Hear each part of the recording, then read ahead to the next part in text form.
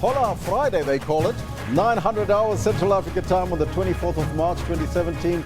Jumbo Africa, and a very warm welcome to the first hour. This is Channel 404 Newsroom. I'm Elvis Preslin. I'm Kendall Makamate. Now, the two of us will be with you until 12 o'clock. Now, today, Kendall, we focus on SANRAL, who has confirmed that it plans to use the recent High Court decision as a precedent to go after the Gauteng motorists who have not paid their e-tolls in January. The Pretoria High Court granted a default judgment in favor of SANRAL against an Alberton company on the grounds that the debtor had an outstanding toll amount of over 400,000 rand. So we're asking you that question. The question on your screen right now. Exactly, and we want to find out from our viewers, does this latest court ruling for SANRAL inspire you to pay your e-toll bill?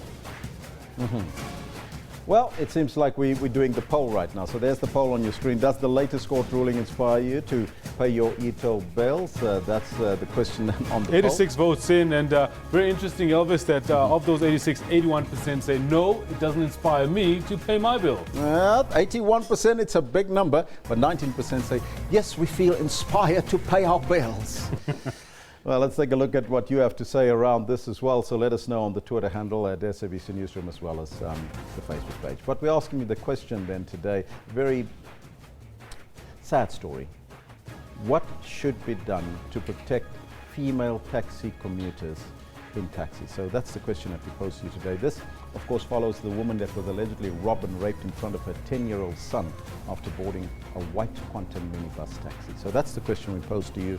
It's a disturbing story, and we want to see what people have to say about that, Kendall. No, 100%. Let's see what it is that you've got to say on this particular matter, where we had a woman who was raped after getting into what she thought was a taxi. Debucho Alex comes in with register the drivers with taxi associations.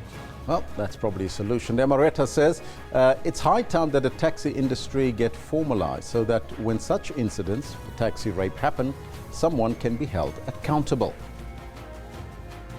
Tembaslagi Shabangu says, I think they must put cameras in all the taxis. Well, that's some technology there for you. Malibongwe says, the safety of people in taxis is in the hands of the taxi owners and the drivers. They must take responsibility to make sure that people are safe. And there's another one there, Kendall. Yeah, one says from Vivian Pariachi, says cameras in all vehicles.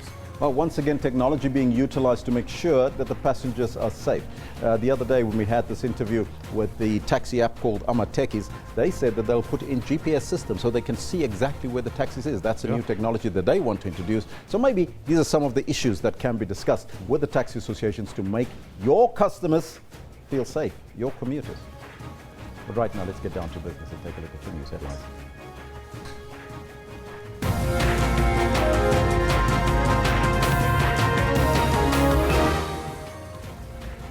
Gauteng Community Safety MEC confirms a breakthrough in the search for the notorious minibus terrorizing Gauteng's female taxi commuters. The Health Minister, Aaron Motsoaledi, is expected to launch a new drug to treat MDR-TB. And two men allegedly involved in a multi-million rand robbery at the OR Tambo International Airport is to appear in court today. Those are all your headlines, but before we get to the news, let's find out from Kendall Makamate what's happening on the sports front, as well as giving you your news. Elvis, thank you very much. Good morning to you. This is what we've got for you in the sports today. An early boost against his former Barcelona teammate, Bravo. Scores! Brazil run riot over Uruguay as Lionel Messi gets some sort of redemption as he nets Argentina's solitary goal in their qualifier victory against Chile. Every player that's here knows his responsibilities, that we have to carry on and continue winning matches. As Bafana prepare for the international friendly against Guinea-Bissau, the focus is firmly on Kamohela Mukocho as Home Affairs works on fast-tracking his citizenship status. And good news for South Africa's wicketkeeper batsman Quinton de Kock will play the Hamilton Test after passing a late fitness test. Right, good morning. Let's get right to it and give you a top of the news stories for this morning. You're watching Newsroom. Now, Gauteng Community Safety MEC Sizakele Nkosi Malobane says they have positively identified the minibus taxi linked to a series of gang rapes of female commuters in and around Johannesburg. Nkosi Malobane was speaking earlier on Morning Live. She believes the alleged perpetrators will be arrested soon. We have identified one of the cars, and we have actually confiscated that car. It is with the police now. They've actually brought forward the owner of that vehicle. He was interviewed, and through him, we believe that we'll be able to access or to find the perpetrators. There was one suspect that was actually arrested and interviewed in the early hours of this morning, and unfortunately could not be positively identified or positively linked to the crimes. But we believe that through the CCTVs, when they were withdrawing from ATMs, we were able to actually we do have CCTVs from those ATMs, and we believe that we'll be able to trace those suspects. Now, the theme for this year's World TB Day is Unite to End TB, Leave No One Behind. Today is World TB Day, and we will be crossing later on to a live crossing during our bulletin this morning. This annual event commemorates the date in 1882 when Dr. Robert Koch announced his discovery of the bacterium that causes tuberculosis. TB is South Africa's top infectious disease killer.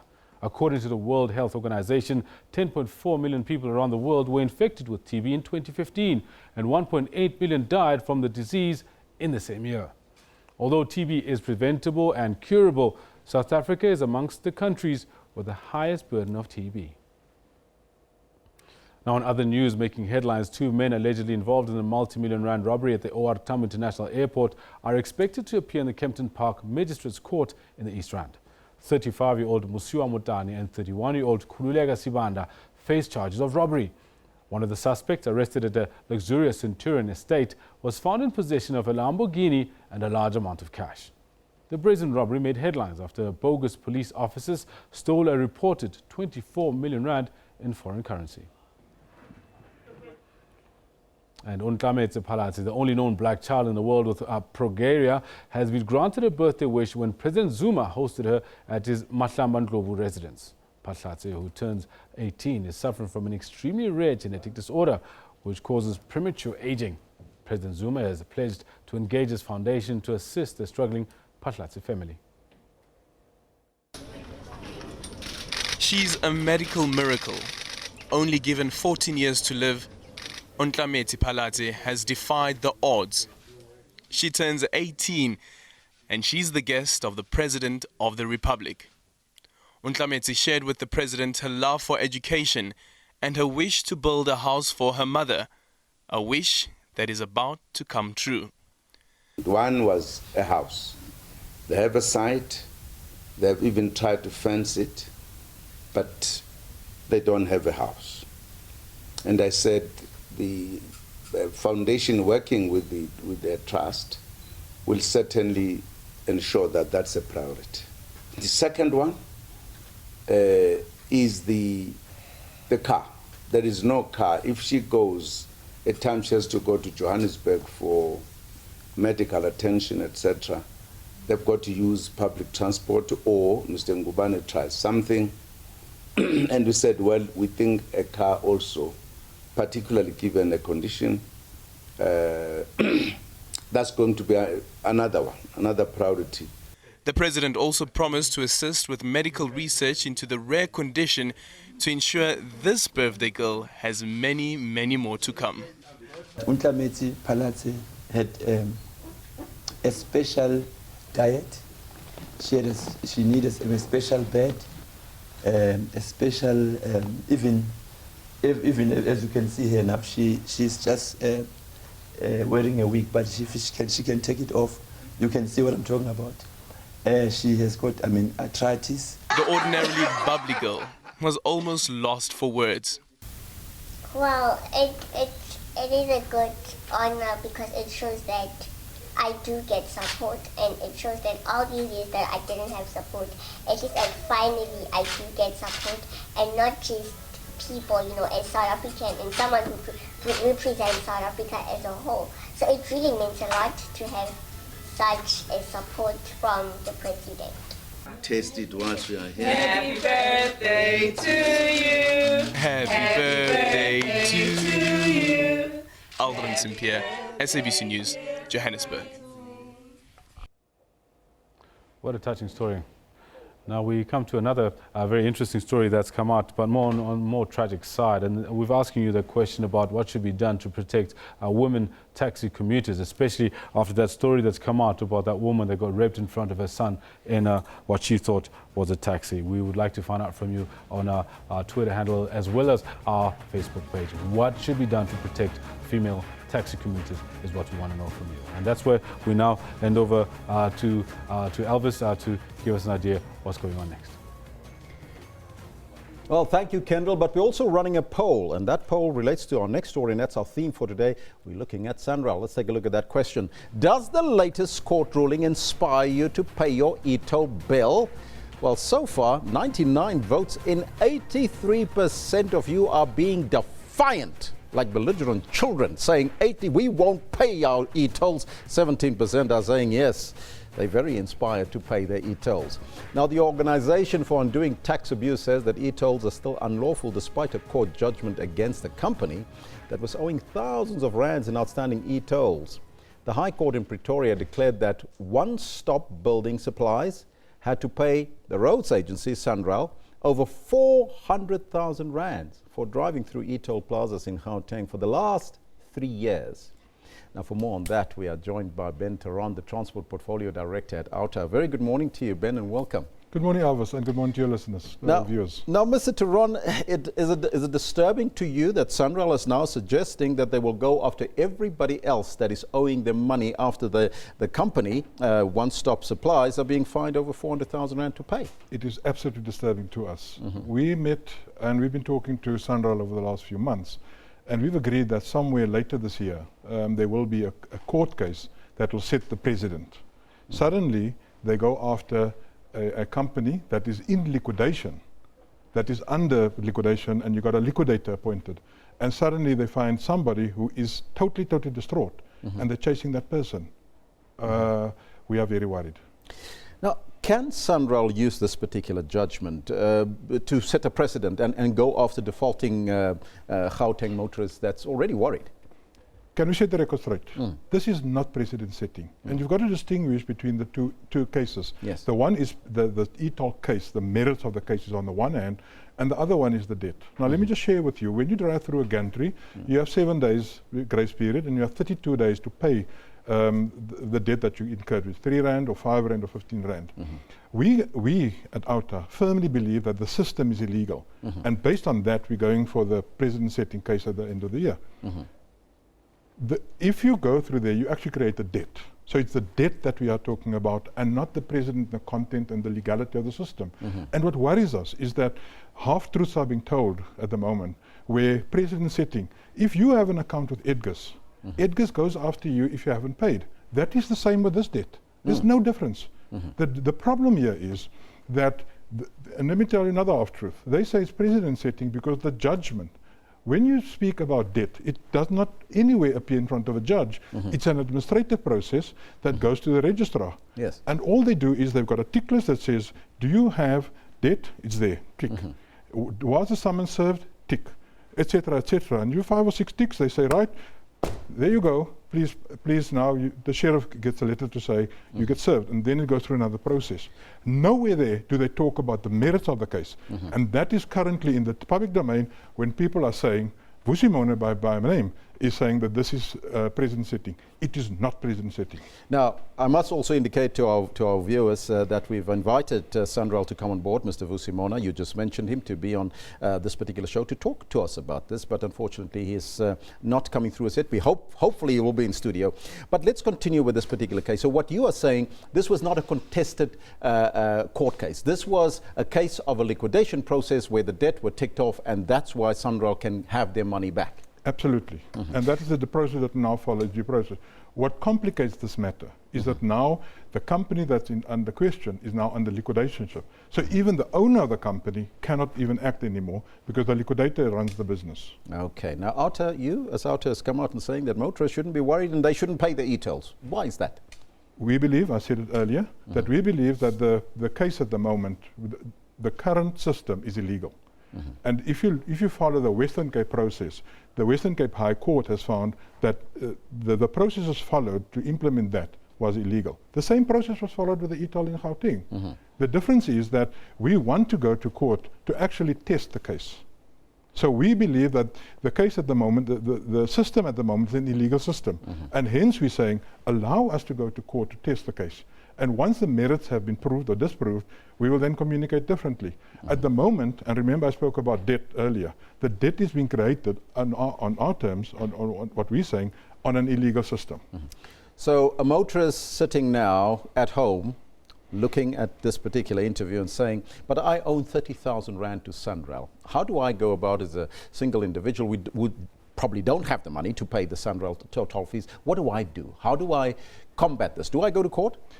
There are a few things that we just need to clarify here.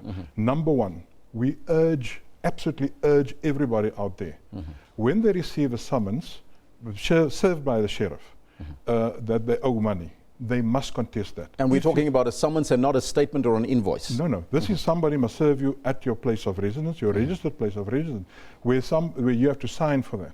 Once you receive that, you are by law required to declare that you're going to dispute that and you're going to defend your case. If you do not do that, the same process will be followed with this poor lady that has suffered this. We want to make sure that people remain within the law. Okay? I need to finish that. Yes. We need to finish that in the sense where we highly recommend to the public that they remain within the law. We do not want people to operate outside the law, and this is dangerous ground we're on. Here's the question to SANRAL. How many of these potential judgments are out there? That's what we need to know, because the public need to know that I'm going after Ben Theron. The public know that they're going after Presley, so that we are aware. What worries us is that these things are done quietly, and suddenly, in a long weekend, the announcement comes that says the judgment has been given. Yeah. So what will happen now to those people who are out there that want to say, listen, but I can't do it on my own? Do they come together? Do they bound together? Or do they speak to OUTA in terms of helping them to solve their issues with SANRAL? OUTA has established a formidable team. And we recommend that people either contact their own lawyers or contact us and become part of our umbrella. Because what we've agreed with SANRAL is, as long as you're under the OUTA umbrella, we will then wait for the case to go on. We spoke earlier, they spoke about 6,000 summonses late last year. They spoke about 6,000 summonses being out there. We don't know at the moment at what stage those summonses are. We don't know which of those are at the court at the moment that are ready to be served on people. We want to remind people that you must not wait. Once you're served, you need to act urgently. We are there waiting for people to assist them in the process. Now, there will be those that will say that OUTA is promoting itself with this particular case because you want members because they need to pay a fee to be part and parcel of OUTA. What do you say to that? We did not launch this case. SANRAL did.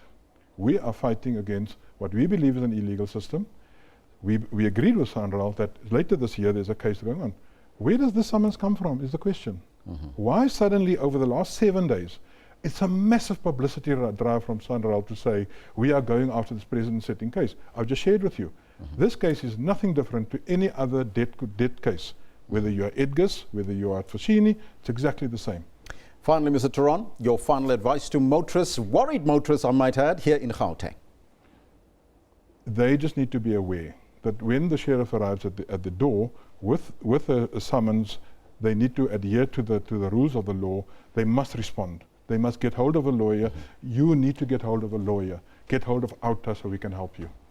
Mr. Theron, thank you so much for your time and joining us here in studio. Now, that was Ben Theron, the Transport Portfolio Director at OUTA. What do you make of that? Now, remember that we did invite Mr. Vusimona, so hopefully Mr. Mona will be here to discuss this particular point in question. So, Let's take a look at what's happening on social media, and we start off with hashtag taxi rape. Now, this is a disturbing story.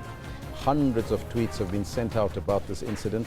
It is believed that several women have been robbed and raped once they climbed into a certain taxi doing the rounds on Johannesburg routes. There's also a warning message that's telling women about to look out for the taxi and the suspects that's roving around. Now, that's the warning that you see on your screen right there. A quantum taxi in Soweto with 3 men and a female was doing the rounds, targeting women. Once you board the taxi, the female suspects get off at the next step, leaving you alone with the 3 male suspects. There it is. Absolutely disturbing. That is what you see there. Now here you see a couple of tweets. This one from Valentine says, women can't even climb into taxis and get home safely now, always having to look over their shoulders, hashtag taxi rape. That one there. Jesse R says, it's so sad that it had to take the rape of 7 women for the matter to be taken seriously. Why was the first incident not enough? Some of the comments coming through. One from Colin says, I continually need to teach my son that he's not entitled to a woman's body and how to handle rejection rather. Hashtag taxi rape. That one from Colin and Paul. Then in another shocking story, Sesetu, hashtag Sesetu, a video of 14-year-old sex tape was spread on social media, which is a violation of the law for those who shared and have kept the video. The young girl wants the person who shared it to be legally reprimanded. Now, Africa says, and they're on the Twitter handle, I want to take some time to pray for Sesetu. We all make mistakes. May she not feel like her sin is too bad for her to be forgiven. Disturbing. Just to recap on yesterday's memorial of the much-loved Joe Mafela, the actor and artist. Hashtag Joe Mafela Memorial Joburg Theatre was packed with family and friends, some South African dignitaries and a few adoring fans, all sharing wonderful stories of the jolly actor. This is the artist that created this image of Mafela out of salt. Look at that, out of salt.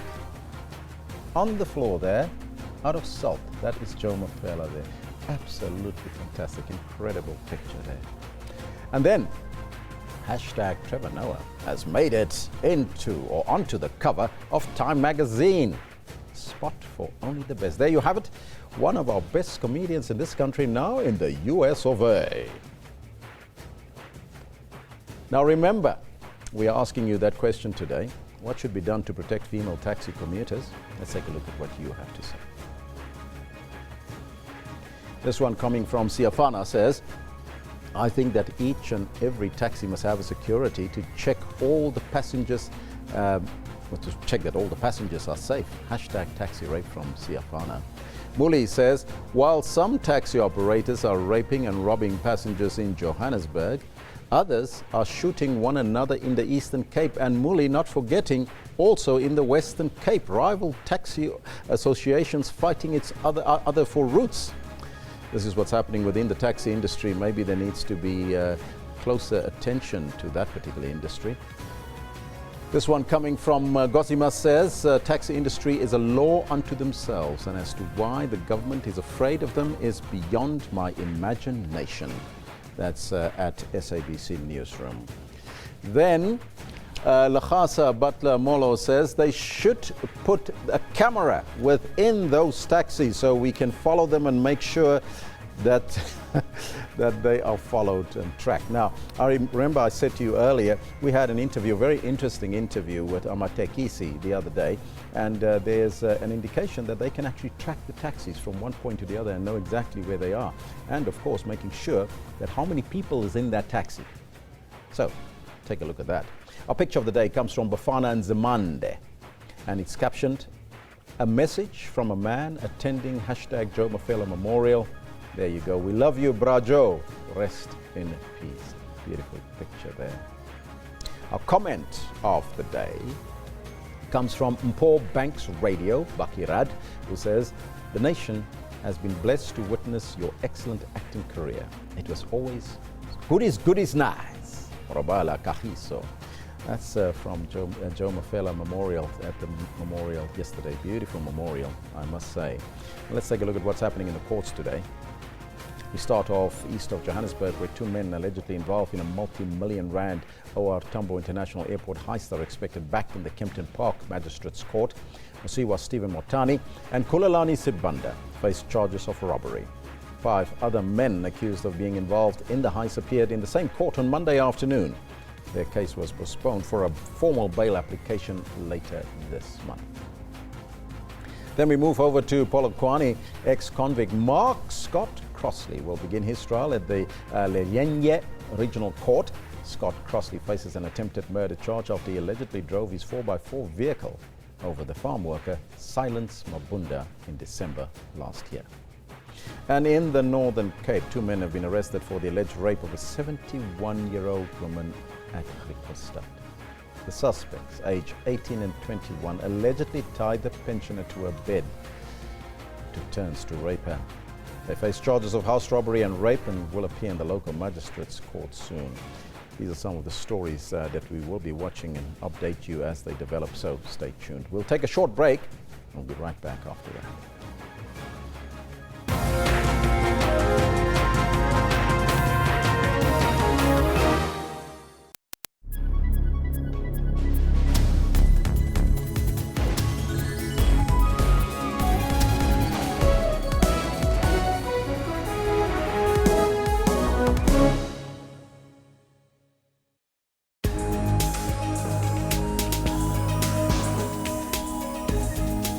Now this is Trends, of course, your one-stop serving of all that's juicy and trending in the world of entertainment and showbiz. My name, of course, is Refiel Wemwilo. I'm Dr. Sello Mutaung, and this is our talk.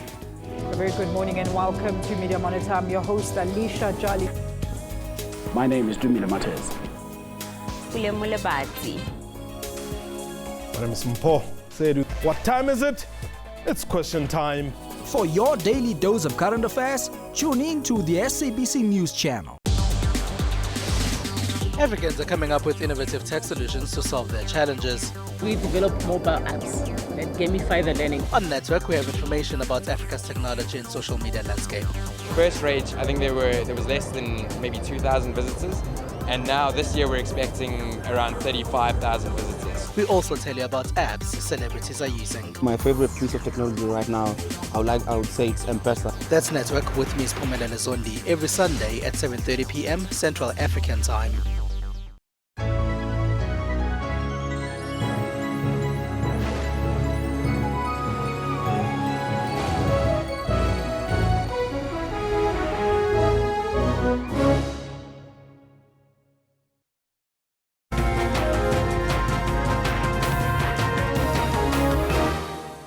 Now we continue our discussion on e-tails today. A default judgment of more than 400,000 for non-payment of e-tail debt has encouraged the South African National Roads Agency, SANRAL, to continue launching legal action against other defaulters, they say. Now this is despite the Gauteng Premier David Makura admitting during his State of the Province address in February that the controversial project was a mistake and that his administration had failed to resolve, asserting that there will be no e-tolls on new roads that the province would construct. Howard Dembowski, the national chairperson at the Justice Project South Africa, joins us. And we need to also mention, before we talk to Howard, that we had invited SANRAL and Vusimona in particular, and that they confirmed. Vusimona confirmed that he would be here, made himself available for this interview, but we received an email notifying us that he is not well and therefore he cannot make it. A very good morning to you, Howard, and welcome. Morning to you, Elvis, and morning to the viewers as well. Mr. Dembowski, first and foremostly, I would like to maybe refer to Vusimona not being here because we would like to give him a chance to actually, talk to us about the issue at hand. But what do you make of this ruling against the company in Alberton, and what does it mean for the ordinary drivers in South Africa, in Gauteng for that matter? Well, the interesting part is that Vusimona chooses now to start crowing about this when they got this default judgment in January. Mm-hmm. So it's taken him 2 months to wake up about it. So he must have been unwell for those 2 months. And he's obviously unwell now, and I obviously wish him everything he wishes me. In any event, it means absolutely nothing. And let me tell you why it means nothing. Let's talk about precedent, because SANRAL is very fond of talking about precedent. Yeah, because layman's terms, we need to discuss that so people can understand what we're talking about. Absolutely. Precedent means it sets a bar or a standard for other matters that will go before that court. And I don't know if you remember, in September 2015, there was a plea agreement between a chap by the name of Dr. Stoichev and SANRAL, where they prosecuted him for false number plates on his vehicle. And SANRAL was crowing from the rooftops that that particular judgment or that verdict or that plea agreement was tantamount to precedent being set for the criminal prosecution of e-toll default. Since then, guess how many further matters of criminal prosecution have been brought before the court? How many? 0. Okay, so much for that precedent. Now they choose this particular matter where the company that had been summoned didn't respond at all. They simply did nothing. The matter then got put before an administrative process. Is it being defended? No. Judgment granted. And now they're crowing that this is precedent setting. So let's put this into terms that everybody can understand. And I'm sorry to use a particular name here.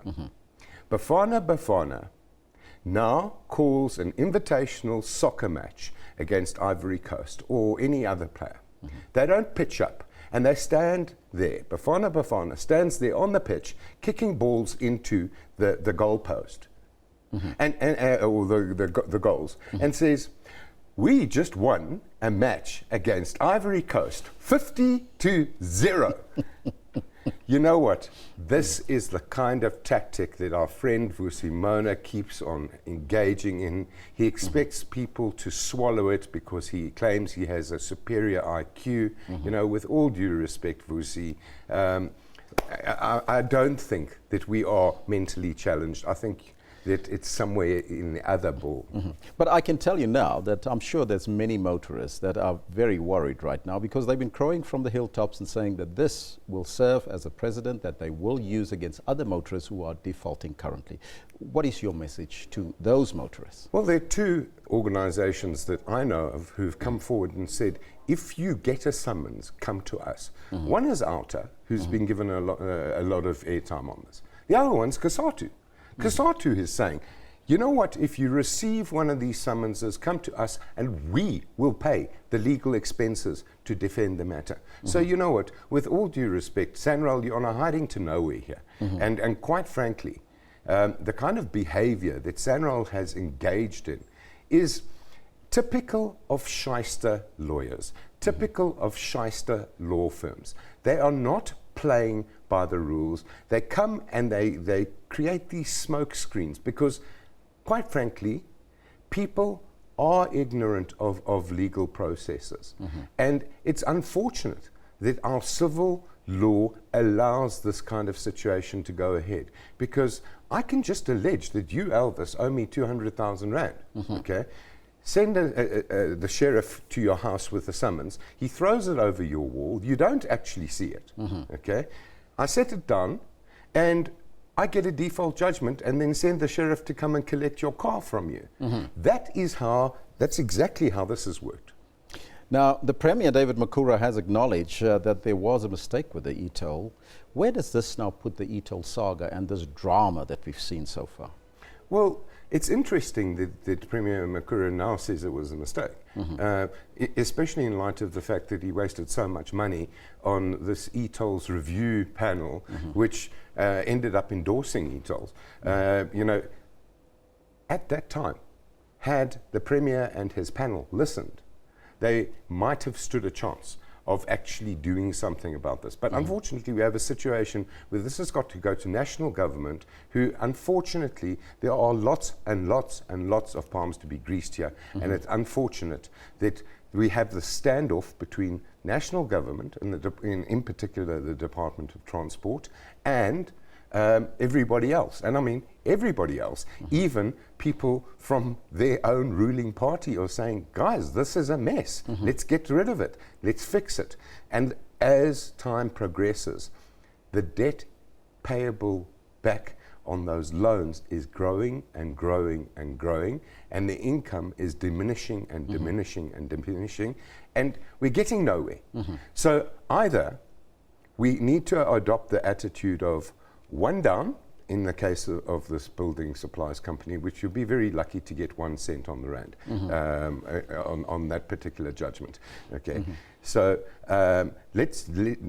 either we've got to say, let's do it en masse to everybody, okay, or we've got to say, we're in trouble here. And I can tell you now, even if they are all default judgments, to get 3 million more of them, one down, 3 million to go, trust me, it's not going to take 2 seconds. And I think you might find a lot of those judgments being rescinded. From the Justice Project's perspective, do you think that SANRAL is still liquid? Because, I mean, people are not paying their e-tolls.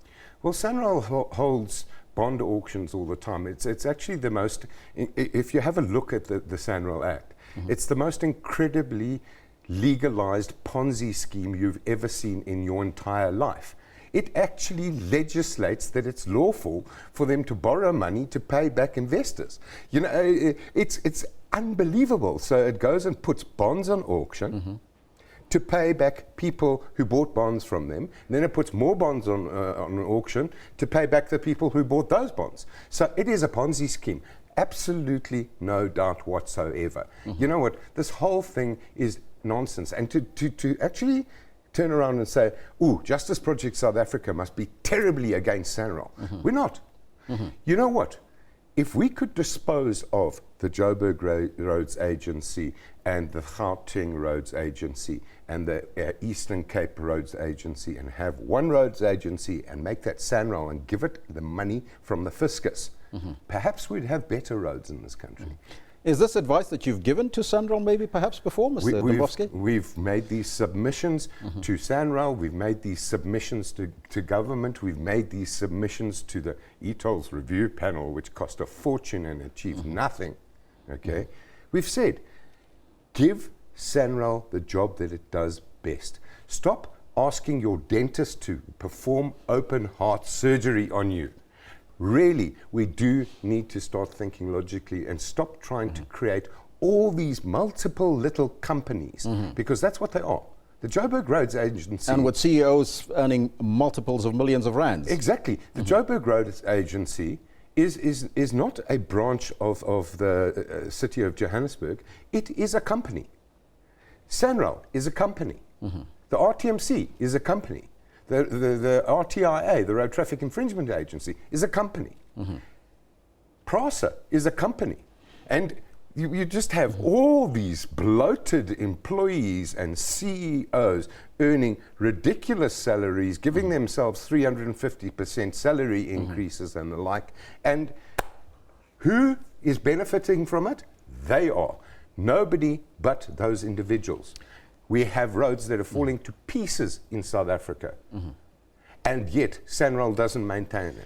Finally, Mr. Dembowski, what are some of the solutions? We've heard one of the solutions that you mentioned, and that should be one agency that's looking after our roads. Yes, absolutely. The allocation of funding towards roads, possibly ring fencing, licensing fees, and the fuel levy. You know, this wonderful thing called the fuel levy, where they keep on taking money out of your wallet every time you go and put fuel in your vehicle, and then just dispersing that how they like. It's got the fact that it's coming from running motor vehicles has got nothing to do with providing infrastructure for those motor vehicles to drive on.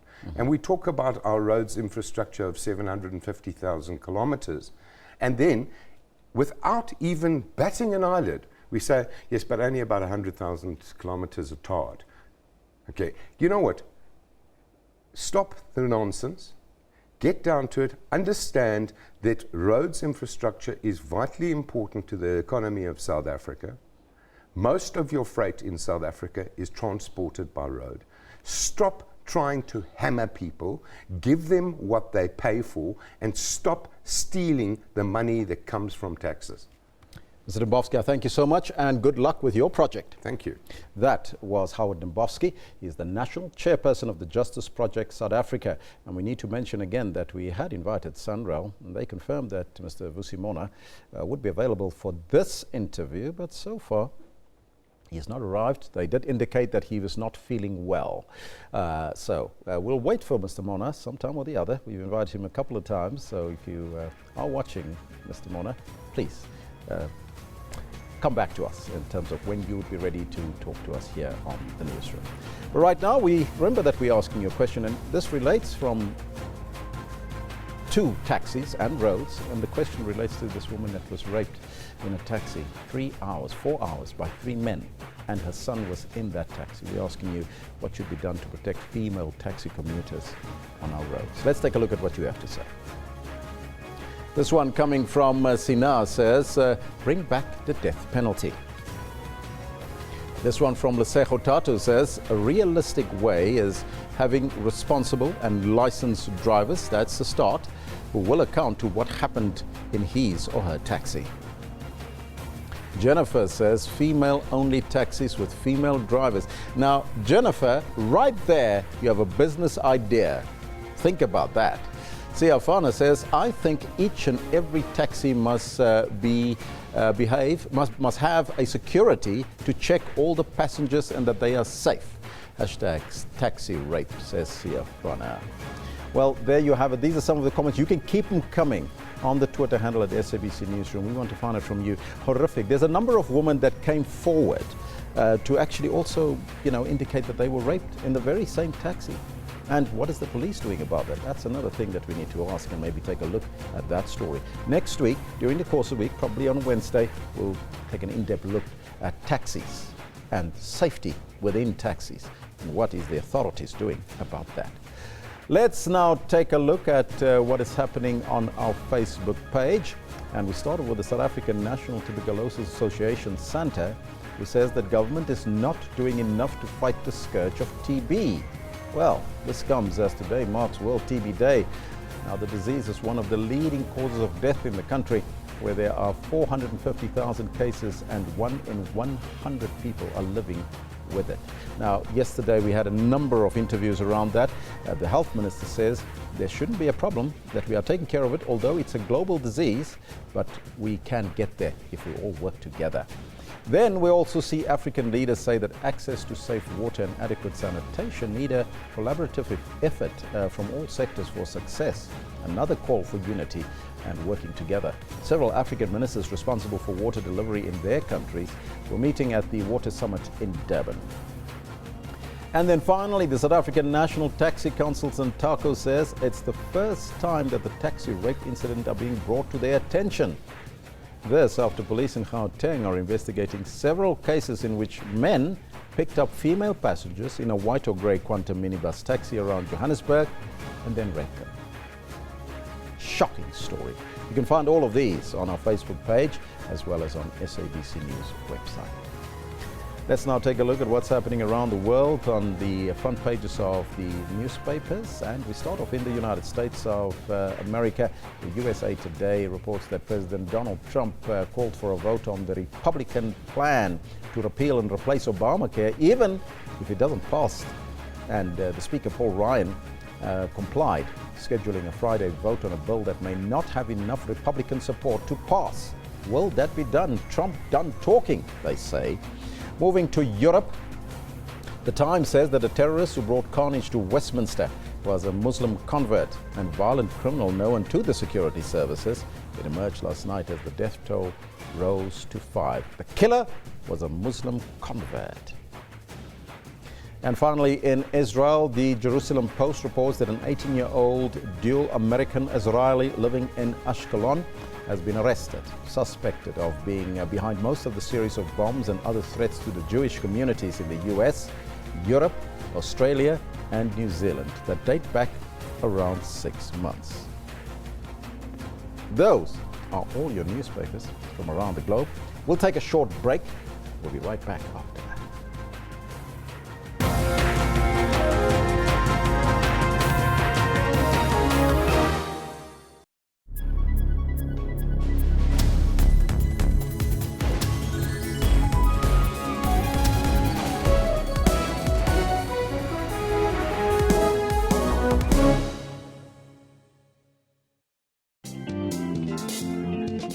debts and poverty did not deter Mpumi's success. Being an orphan or coming from poverty or having seen what HIV and AIDS does to a person that you love takes nothing away from you. It means that you are part of a selective few who have had to face a very, very marginalized struggle. Abuse is a lonely journey that needs compassion. I came across as a very confident, ambitious person, but behind that mask was somebody who had serious anxiety problems, a person who had knots in their stomach continuously, a person who could be in company and would feel very lonely. Being away from his birth country did not stop his hunger to succeed.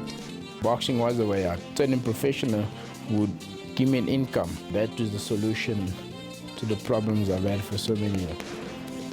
For more inspiring stories, join Bupulong every Friday at 17:30.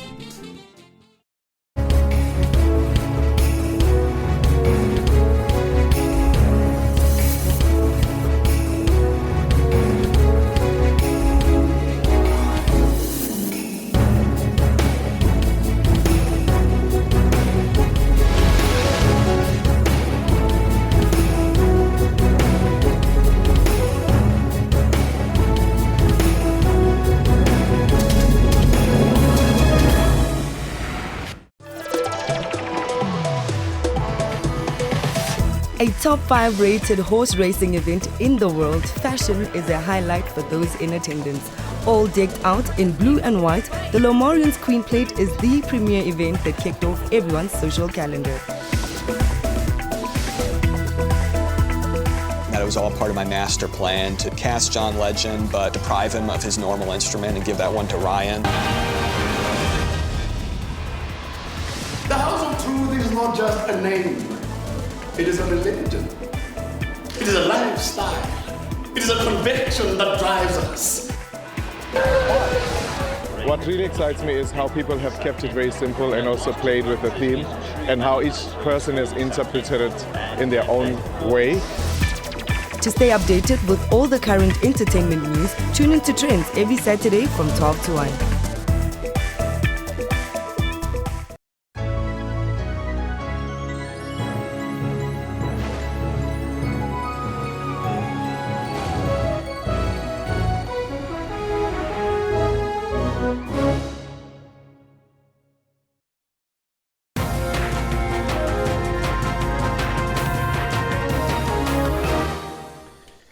Now remember that we are conducting a poll. We want to find out from you about this particular issue on Sanral.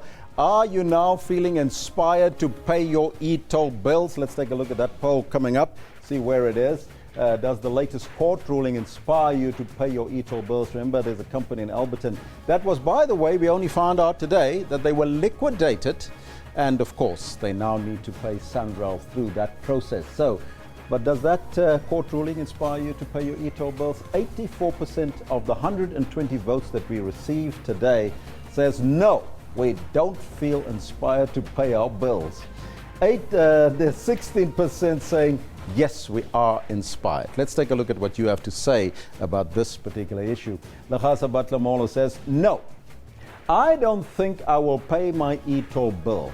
Why should I pay for something which is illegal? Well, Lagasa has got his thoughts on that matter. Temba Shlake Shabangu says, yes, Sanral, SABC News, e-toll, hashtag all of you. I feel inspired to pay my bills. Well, there you have it.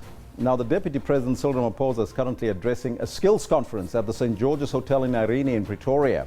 The Deputy President is expected to address the shortage of skills needed to boost economic growth in various sectors. Let's now go there live. Wonderful opportunity.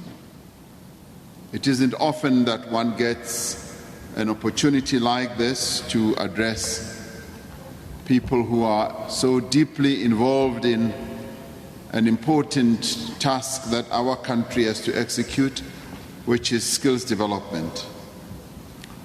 And at its essence, this National Skills Conference is really about the future of our country.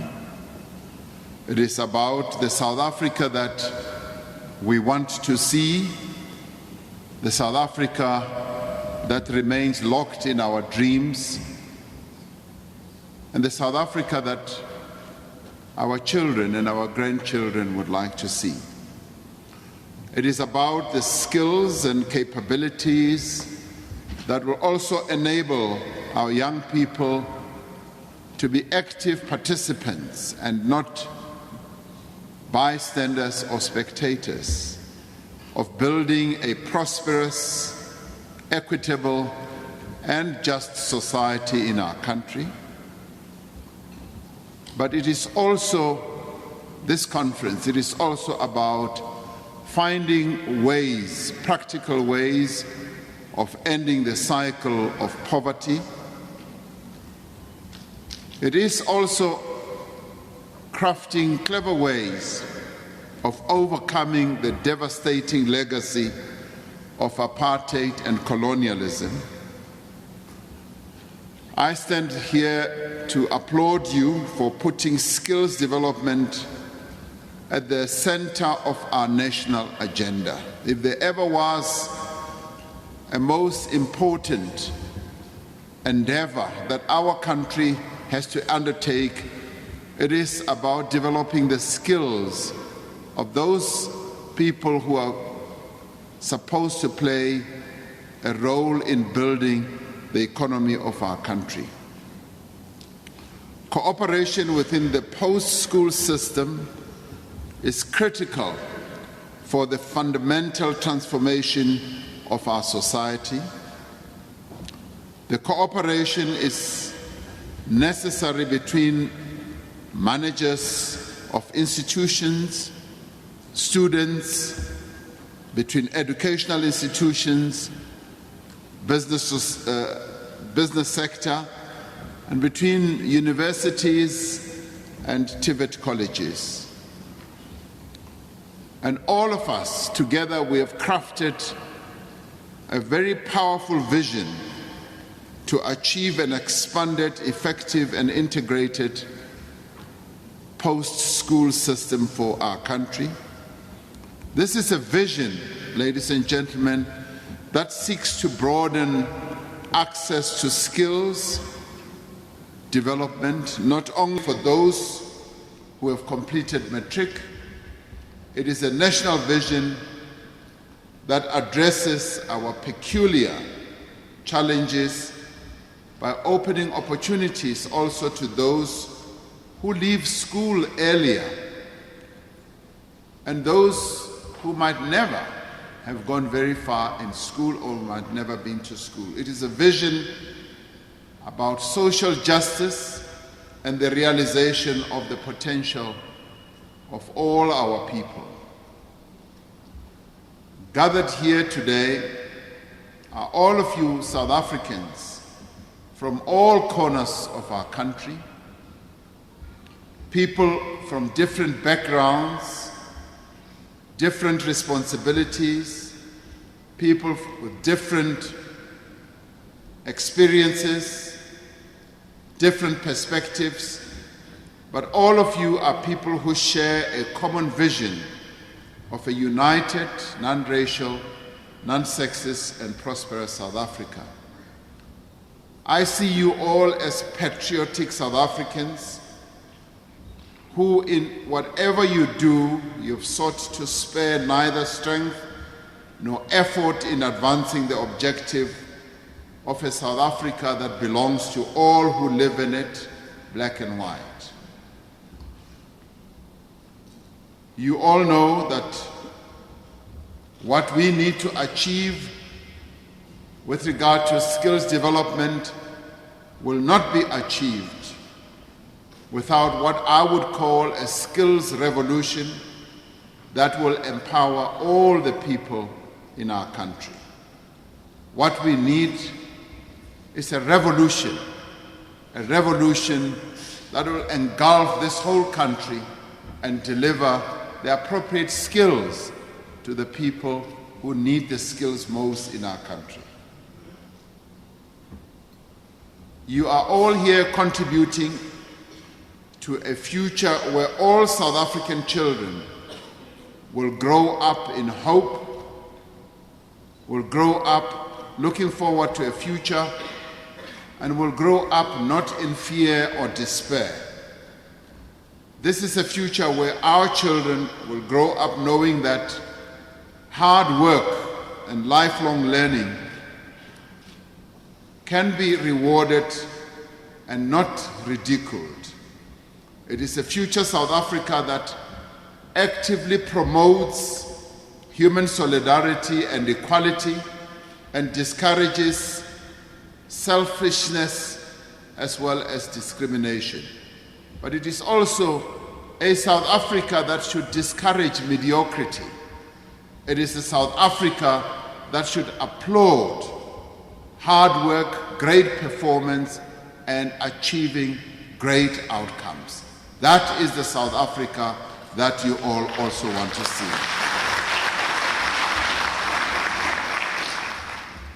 This is a South Africa where we also work together to find solutions to our challenges, where dialogue, where reason and consensus do triumph over insults, over violence, and over intimidation.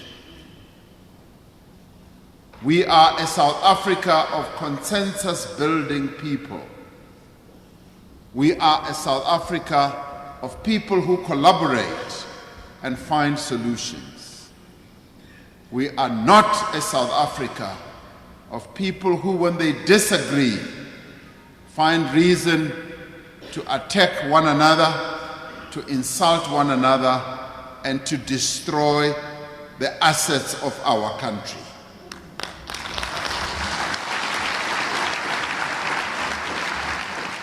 And this is a society that does not accept the kind of behavior we witnessed last week at the first sitting of the Higher Education National Convention. As we commend the efforts led by former Deputy Chief Justice Dikgang Moseneke in organizing stakeholders to find lasting solutions to the challenge facing our higher education system, we must condemn in no uncertain terms the disruption that took place at that convention. Such disorder does nothing.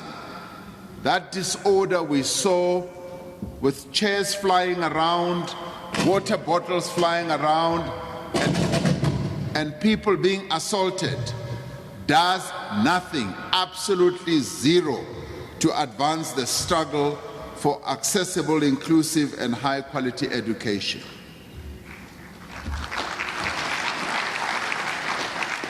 And despite the challenges that our higher education system faces, we must persevere.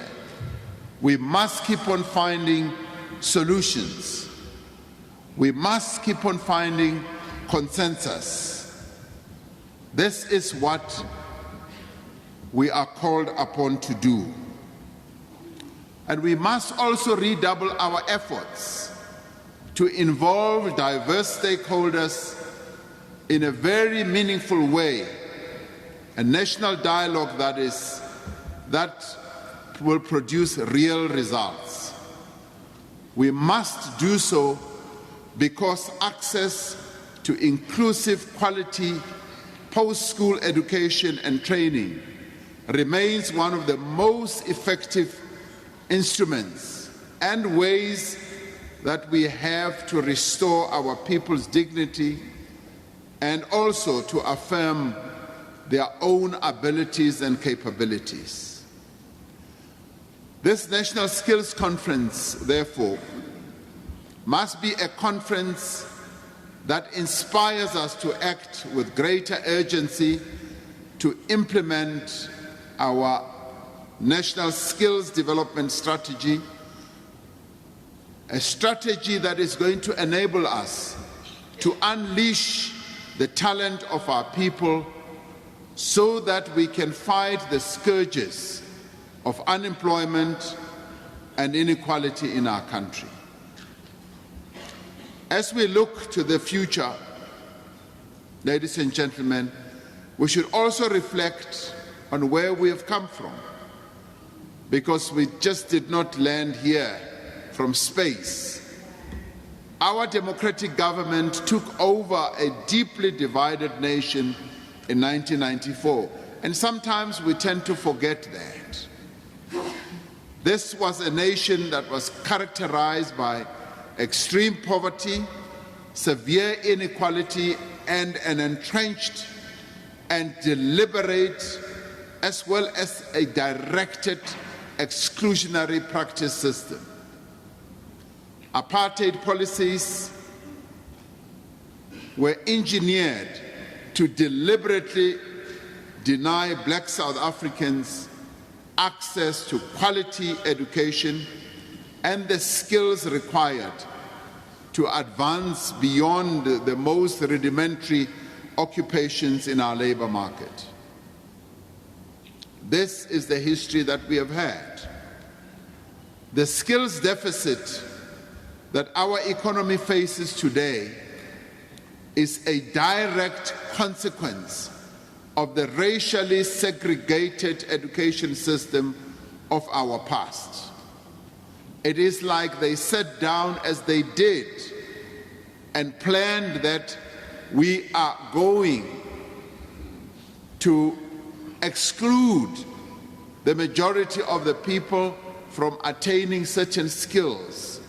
And by so doing, they blunted our economy, they weakened our economy, and they mismanaged our economy in the biggest way. And that is why we say apartheid was the misruling process of our country. If anything, this is the true legacy of colonialism and apartheid. Beginning in 1994, we've implemented policies to reverse the racial inequalities in education, and we've made dramatic efforts. The mere holding of this conference is a clear demonstration of the dramatic efforts that we have made, and we therefore applaud you for being part of that process and being the soldiers who are trying to undo the damage that was done by apartheid. And working together, what have we done? We've expanded access to basic and higher education, and we've improved the skills of many South Africans. We created a single, non-racial basic education system from 19 different education departments. 19. You tell me of any country that has had to deal with a mess like that. And we've dealt with it. And today we've created one higher education department and one education system. We also transformed the post-school education and training sector and introduced an overarching national qualifications framework. And it's a framework that is working. Today, South Africa spends not less than 5% of its GDP on education, and through this, to expand access, to improve quality, and to increase output. To better direct our efforts, we've developed the white paper for post-school education and training, which all of you are familiar with. And this comprehensive plan is a blueprint for the future of skills development in South Africa. We have a plan, and we have devised a plan, and this plan was crafted by clever people like all of you who are sitting here, and we thank you for all that effort. Yeah, applaud yourself. Not everyone will tell you that you are clever people. So take it from me that when I look at all of you, I see clever people. It is our nation's instrument to deepen transformation of the whole schooling sector. What does it do? It articulates a vision of the type of post-school training we seek to achieve by 2030, in line with our National Development Plan. It sets out strategies to attain this vision, to support our new growth plan, our industrial policy action plan, and our human resources strategy. The theme of this conference is skills development for an integrated and differentiated post-school education training system. This resonates with the objectives that are set out not only in our white paper but also in the NDP. It reminds us that if the post-school system is to serve the country well, we need more places and different avenues for people to learn. It says if we are to serve the needs of all South Africans, we need more types of courses and qualifications. It stresses that we are to serve the poor and working class better. We need more financial support for students if we are to serve them better. We need to give them all the resources and the wherewithal so that they too can have greater access to all the educational opportunities that our country has to give.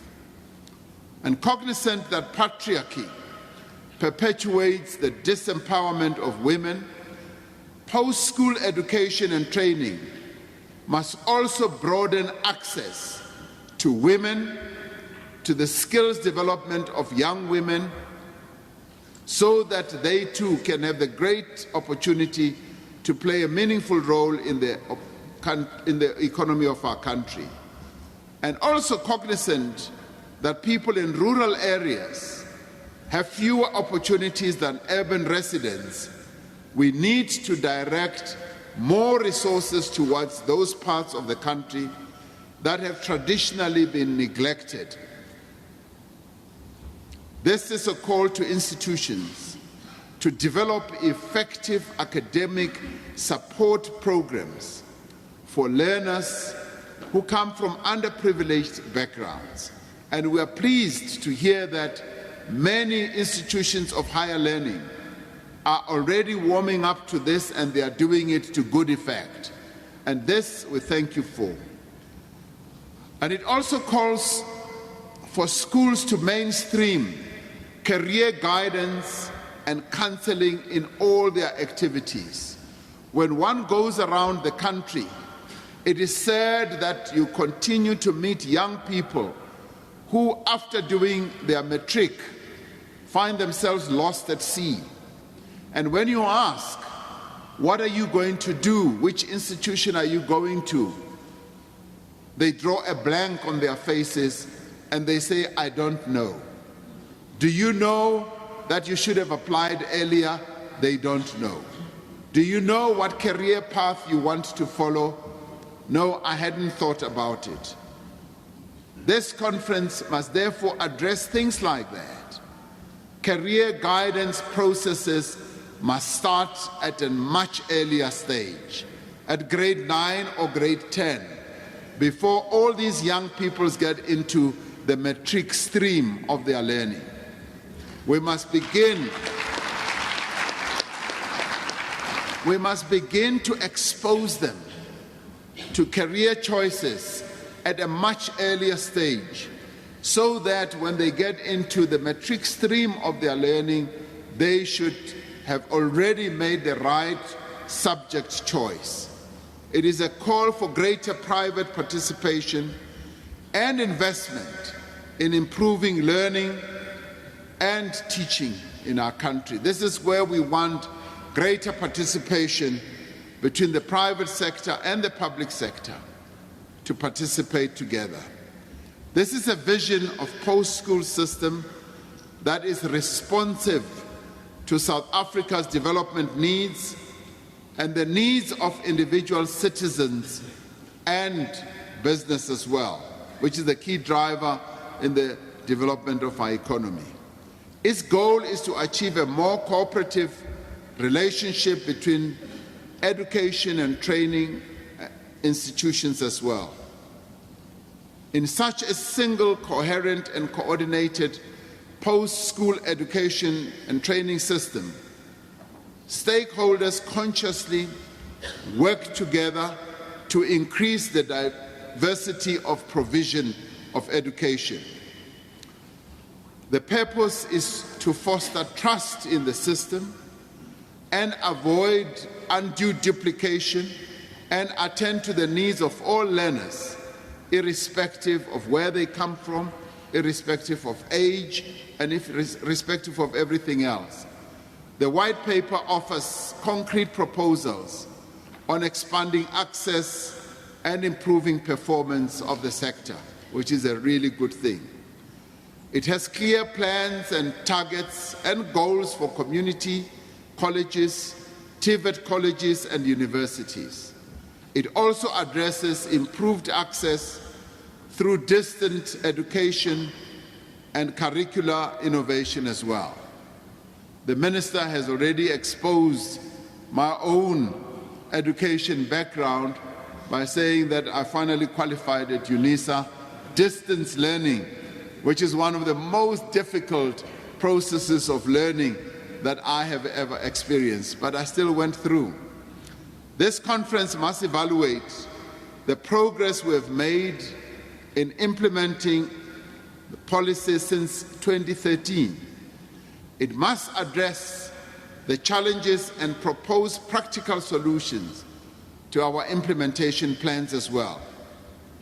If we do all this, and in everything else that we do, let us ensure that we pay attention to the voices of the students and those who will employ them in the future.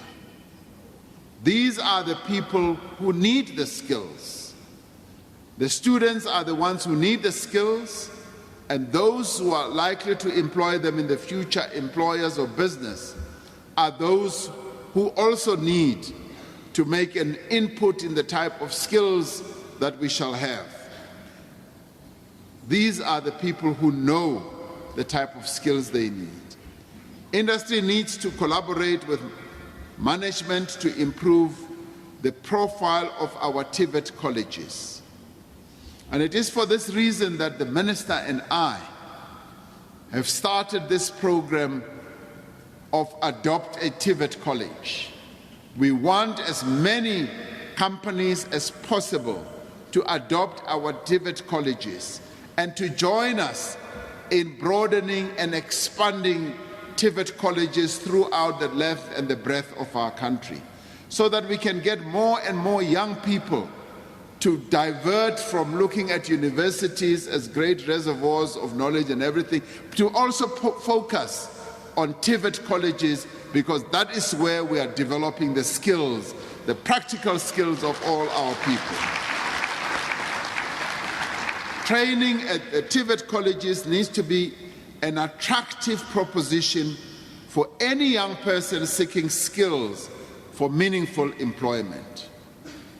Industry needs to work with us to ensure that what is taught is relevant and that those who are doing the teaching are also sufficiently knowledgeable and effectively equipped to deliver real good quality education. Above all, this conference needs to ensure that our entire approach to skills development is focused and rooted in the future. Our skills development process must not be looking backwards. It must look into the future, because our mission is to develop skills for the future. And it needs to redress the injustices of the past without allowing the past to continue casting a shadow on the glorious future that we are bound to achieve. Yes, this conference needs to address the challenges of the present, and most crucially, it needs to prepare our young people to meet the demands of the workplace of tomorrow. We need an education system that understands but also anticipates the profound impact that technological change will have on our economy and on our society. We are now facing the era of the fourth industrial revolution. And in this revolution, we need different skills, a higher level of skills. And your conference must begin to grapple with all that so that we can prepare our young people for this future that awaits our country and our people. We must develop the skills that people need now because people need jobs now. That is what we also need to do. But we must be working just as hard to develop the skills that our people will also need tomorrow. The future of our country, the prosperity of our society, the happiness of our people depends on this. And let me conclude, as you face all these challenges, with the preamble of our National Development Plan, which in many ways should also be a guide to what we need to do. But it also tells the story of our own journey, of how we got here and where we are meant to go. And parts of that preamble read, "We, the people of South Africa, have journeyed since 1994. We began to tell a new story then. Now in 2030, because that is what our National Development Plan calls us to start doing, to focus on 2030. Now in 2030, we live in a country which we have remade. We have created a home where everybody feels free, yet bound to others, where everybody embraces their full potential. We are proud to be a community that cares. We have received the mixed legacy of inequalities in opportunity, but we have agreed to change our narrative of conquest and oppression. Our new story is open-ended, with temporary destinations, only for new paths to open up once more. It is a story of unfolding learning. Even when we flounder, we remain hopeful. Therefore, in 2030, we experience daily how we participate fully in efforts to liberate ourselves from conditions that hinder the flowering of our talents. We as South Africans feel resourceful. We are inventive. We learn together. We talk to each other. We share our work. We love reading to expand our knowledge. All our citizens in 2030 read, they write, they converse, and value ideas and thought. We are fascinated in 2030 by scientific invention and in its use for the enhancement of our lives. We live the joy of speaking many of our languages. We know our history and that of other peoples. As a people, as South Africans, we have a clear vision. We have clear values. Now in 2030, our story keeps growing as if spring is always with us. And we see the spring in the faces of our children. It is this that makes our future worthy. Yes, a worthy, prosperous, and successful South Africa. That is who we are in 2030.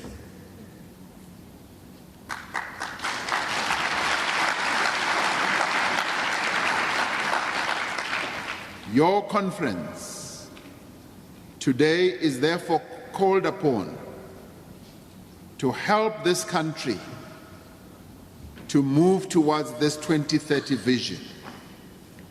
This 2030 vision, when we will have achieved all this, when our people lead a prosperous life, when the ravages of poverty will have been left behind us, when inequality will have been reduced drastically, and when unemployment will only be at 6%.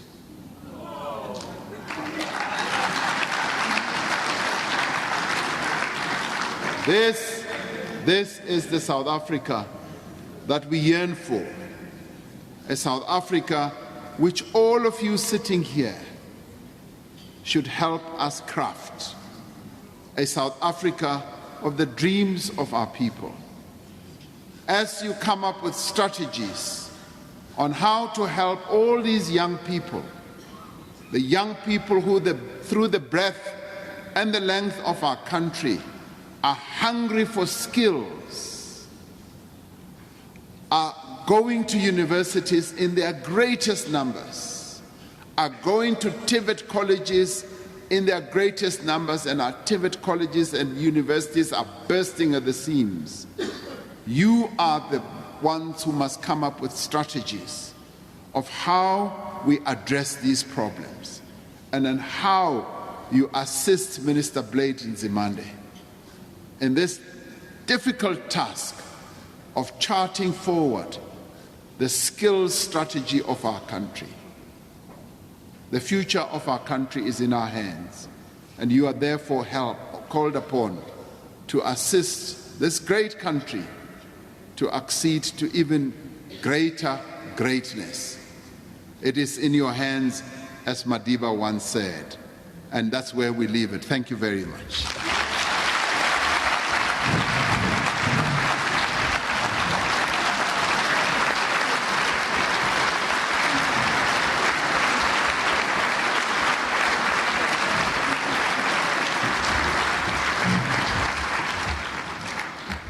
That was the Deputy President Cyril Ramaphosa speaking at the National Skills Authority Summit, saying that schools that must mainstream career guidance, and there need to be greater coherence between the basic as well as the higher education institutions when looking at our skills gap in the country and how that feeds into our national development plan.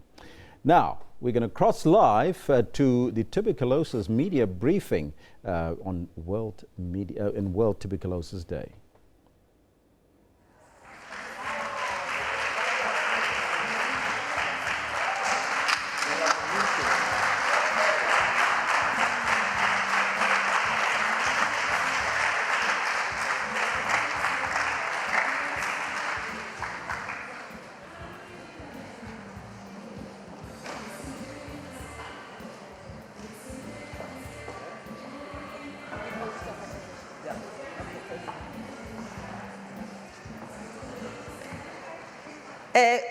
Colleagues, the Minister will talk more about how South Africa will use Delamanito But I think let's give the partnership, the global partnership against TB, and the contribution of the people of Japan, a round of applause to partnering with all of us.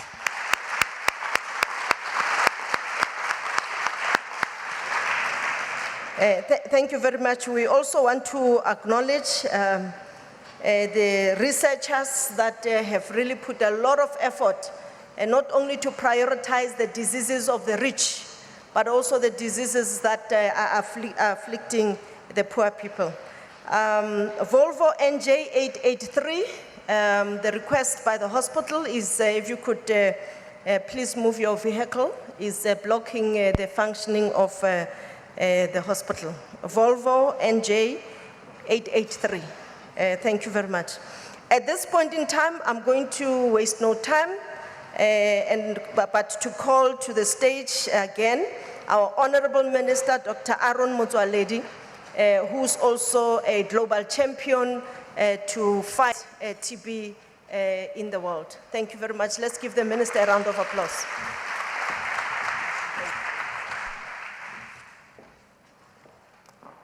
Thank you, Program Director and MEC for Health in the province of Gauteng, Dr. Gwen Ramogopa, Honorable Premier of the Gauteng province, Mr. David Makura, Ambassador Hiroki of Japan, Ms. Steve Litzike, Deputy Chairperson of the South African National AIDS Council. We also have among our midst Dr. Chadora, who is the Country Director of the World Health Organization. Maybe let me take this opportunity to introduce him. He's the only one who was not introduced. Dr. Chadora, please. And Mr. Musihiro Yoshitake, Executive Operation Officer from Otsuka Pharmaceutical Company, who manufactured, yes, who are the manufacturers of this drug that has just been presented officially to me. Leaders of civil society, the staff here at this civil hospital, one of our best facilities in Gauteng, as the Premier has said. Ladies and gentlemen, good morning. Robert Koch, a physician from then Prussia, utilized a new staining method and applied it to sputum of TB patients, revealing for the first time the organism that causes TB, which was then called Mycobacterium tuberculosis. This revelation by Robert Koch was made on the 24th of March, 1882, in a famous lecture which was published 3 weeks later. Since 1882, the 24th of March has been known as World TB Day and is commemorated throughout the world.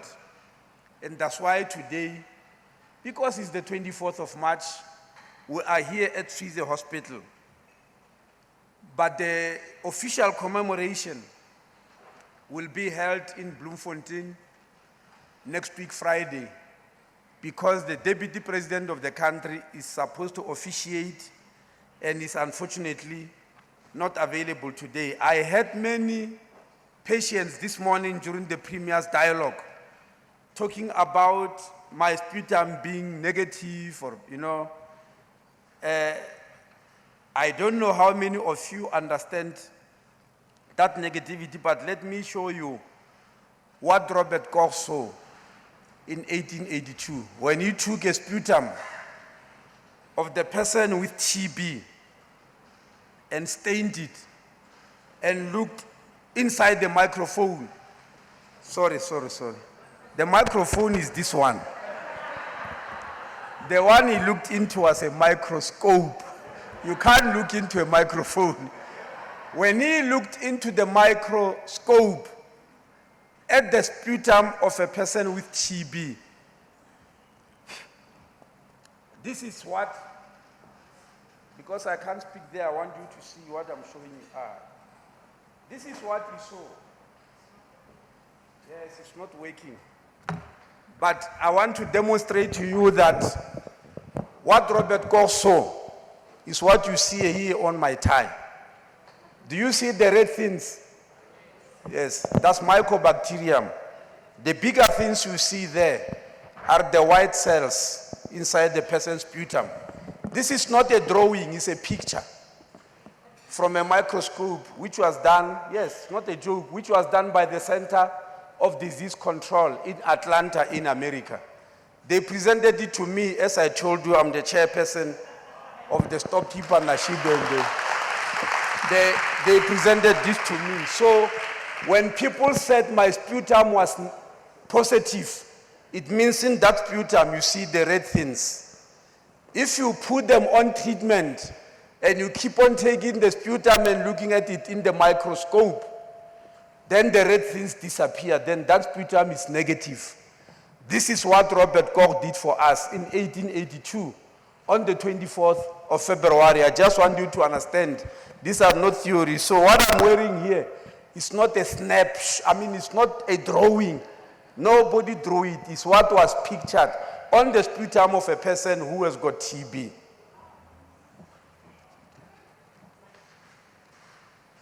We in South Africa, we register 13,000 patients with MDR TB and 1,000 patients with XDR TB per annum. I'm sure you heard during the Premier's dialogue the sharp focus that, unnecessarily befall some of our compatriots in the country.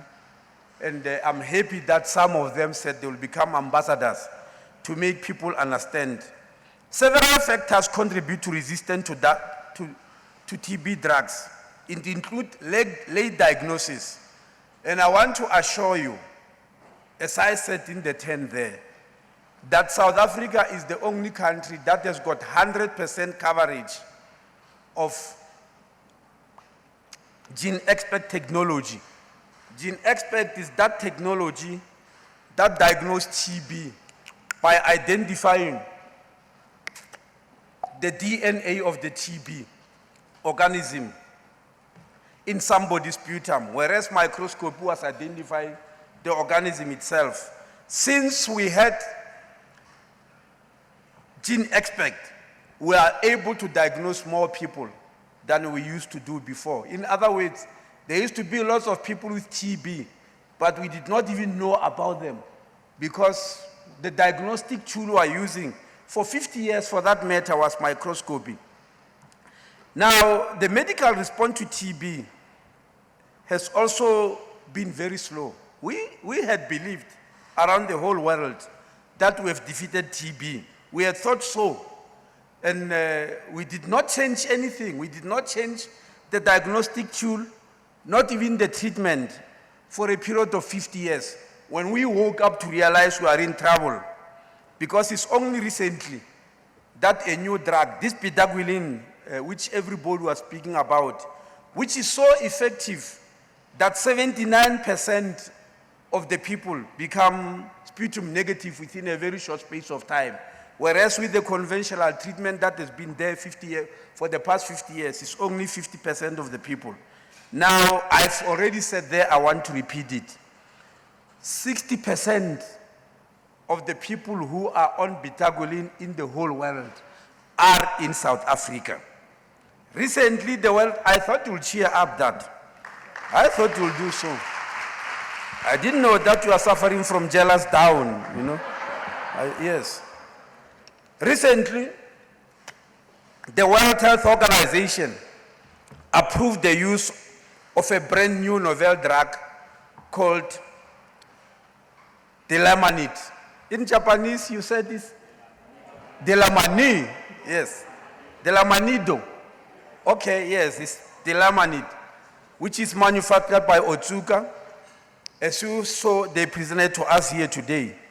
The biggest advantage of this new drug is that it's more efficacious and resistance is very minimal to it. The added advantage of this drug, it is more tolerable, especially among children. You know that we have got problem with children who have got TB, and Delamanid is more tolerable among them. It's also more tolerable among HIV co-infected people, and it's also people who have got diabetes. You'll remember that when I was in the tent, I announced that people who are HIV positive are vulnerable to TB, and people who are diabetic are also vulnerable to TB, and Delamanid is very tolerable to them. And we are very happy because these were the key populations who suffered the TB. The drug received its first regulatory approval from the European Medicine Agency in 2014 for treatment of adult pulmonary MDR TB. And since then, we understand it has been distributed in 45 countries to, at the moment, over 2,100 patients. We have again repeatedly moved, and recently we have secured approval from Medicine Regulatory Authority. Our Medicine Control Council, MCC, they've agreed, even before registration, to make the drug available. And I'm happy to announce that this drug is going to be available to 400 patients, MDR patients in South Africa in the beginning, only in 4 provinces. Yes, courtesy of Otsuka, we must thank them again. They are giving us that drug free of charge. And according to my calculation, if I'm not wrong, each patient who is treated, it will cost close to 14,000 rand. And that is being given free of charge to us per patient. You can't stop clapping. You can't.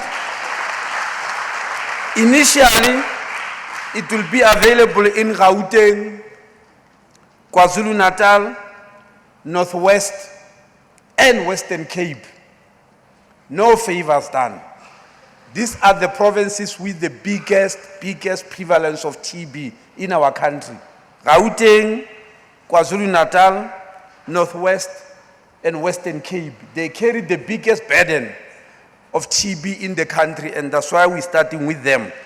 And so this is being done to the 400 patients as part of a research project. It's not yet a roll out. We have not yet rolled it out. But I'm promising, Premier, you know, we did the same thing with Bitagolin. When we rolled it out, we became #1 in the world. And I'm promising you, we started now with Delamanid. When we are ready and we roll it out, I'll announce that we are #1 in the world. I'm going to do so. So today we mark an important milestone through which we'll invigorate South Africa's response to TB epidemic in general, but especially to drug-resistant TB in particular, with the launch of this Delamanid Clinical Access Research Program. This is the program we are launching today. It's called the Clinical Access Research Program, because the drug is going to be accessible to 400 patients preliminarily for research, because this is technical, simply because it's not yet registered in South Africa. And so the access program is a partnership between ourselves, Otsuka, and Right to Care in South Africa. And I will not stop from thanking the government of Japan. I visited your country in 2015 and met with your Minister of Health in an event which was called by your Prime Minister. I pleaded with the Minister that they must make Delamanid available to us. I know international negotiations usually take ages, and that today is 2017, it's only 2 years or 18 months, is something that I'm very proud of and very happy. That it was only in 2015, in December, that I was in Tokyo and we speak about this, and it's now March 2017, and we are no longer speaking. It's here, you saw it. I presented to you. That was the fastest negotiation I've ever undertaken, and I'm very happy for that. We will work very hard to make sure that we expand it beyond the 400 people. Notwithstanding the success we are making here today, let me remind all of us that introducing the new drugs, while necessary, will not be sufficient to move South Africa to the important goal of ending TB as a public health threat by 2030. You know, I always pause when I mention this, whether it will be possible that by 2030 we'll have done away with TB.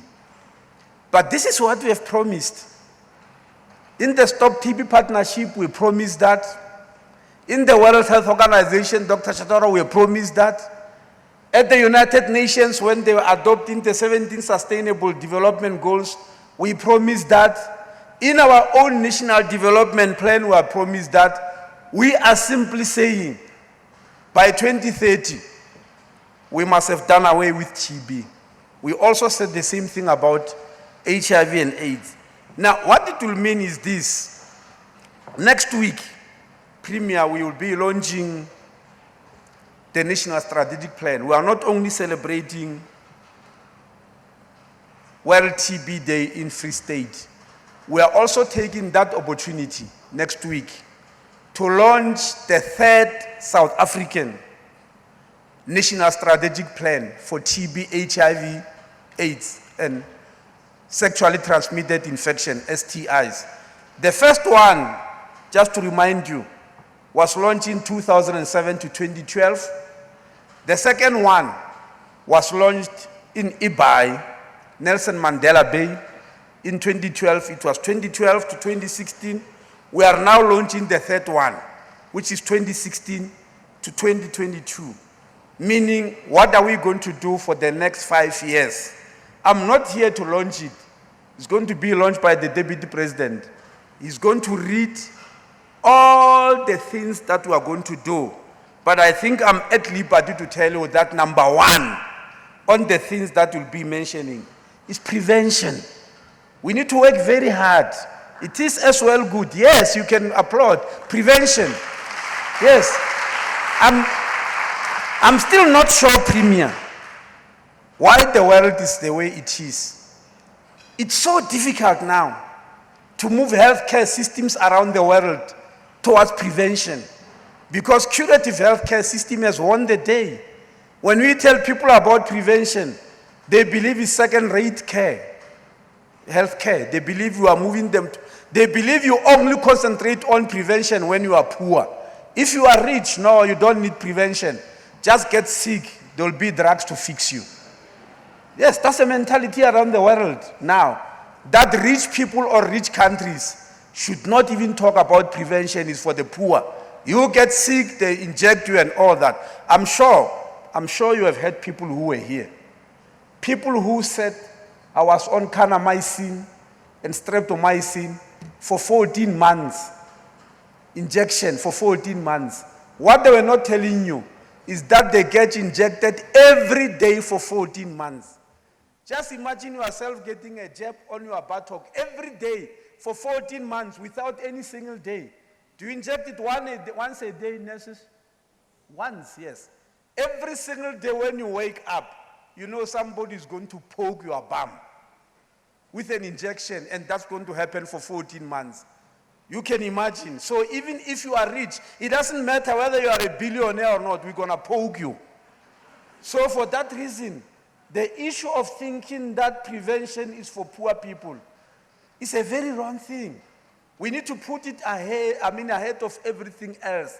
Prevention and prevention and prevention. Why I say it's funny, Premier, when I went to school for the first time, by the way, I'm very old. I went to school for the first time more than 50 years ago.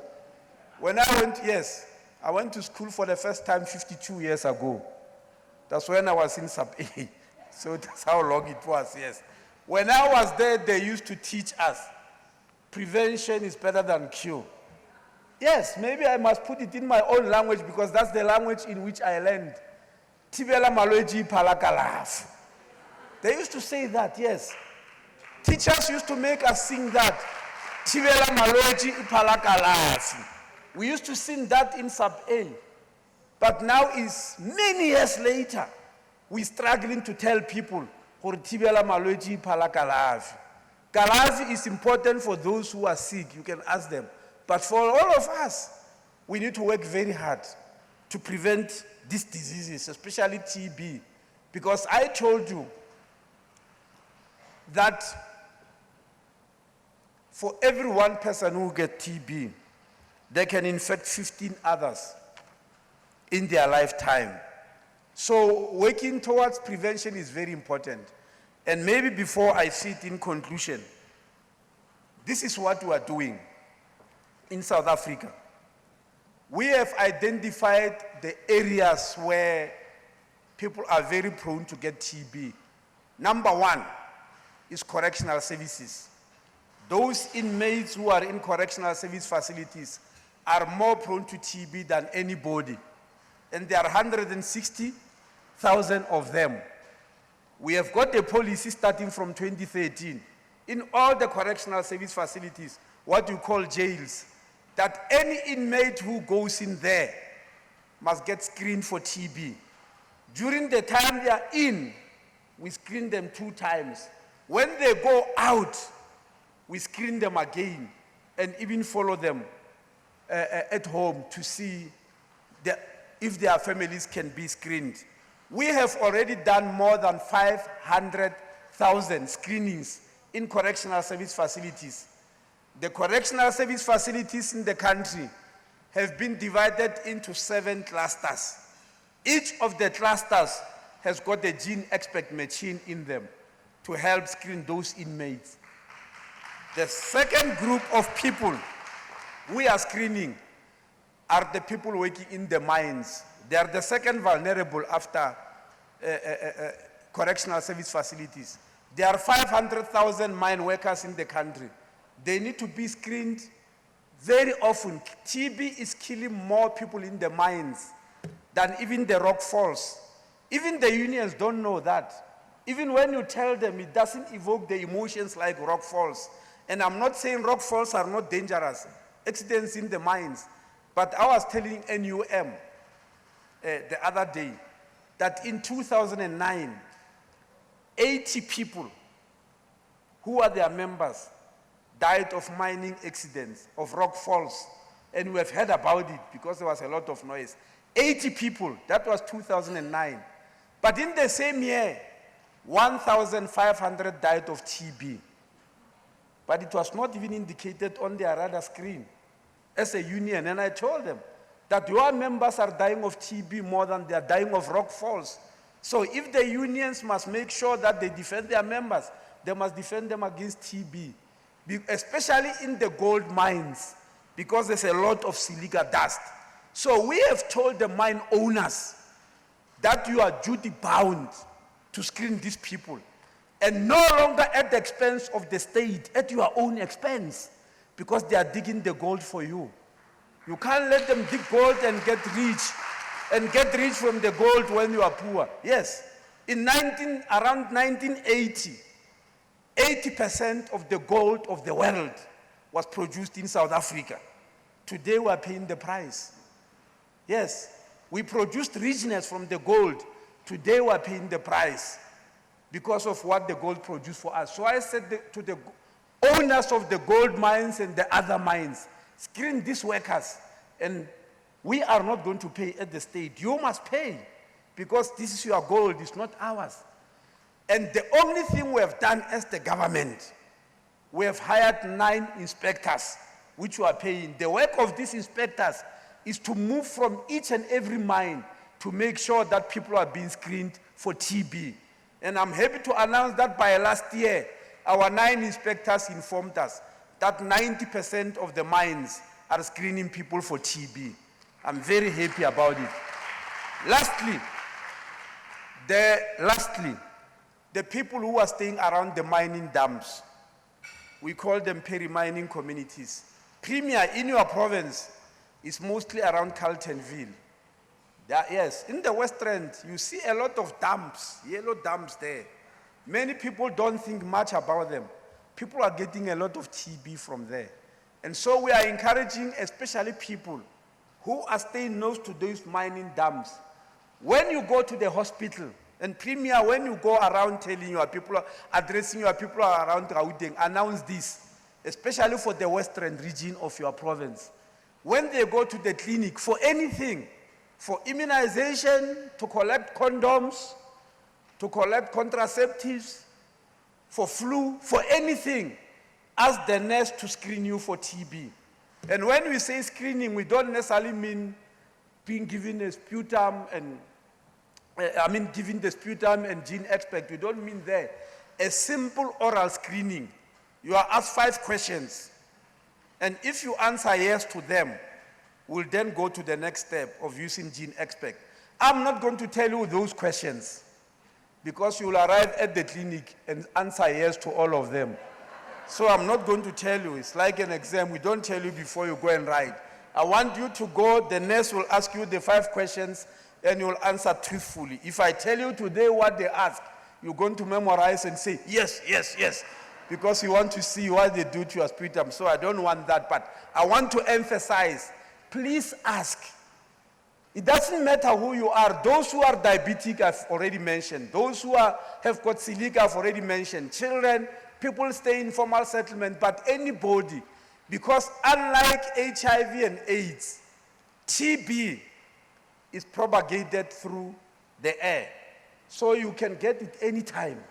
Any one of you can get TB anytime. That's why Dr. Victoria Matisela told you here, he got TB while he was a medical student.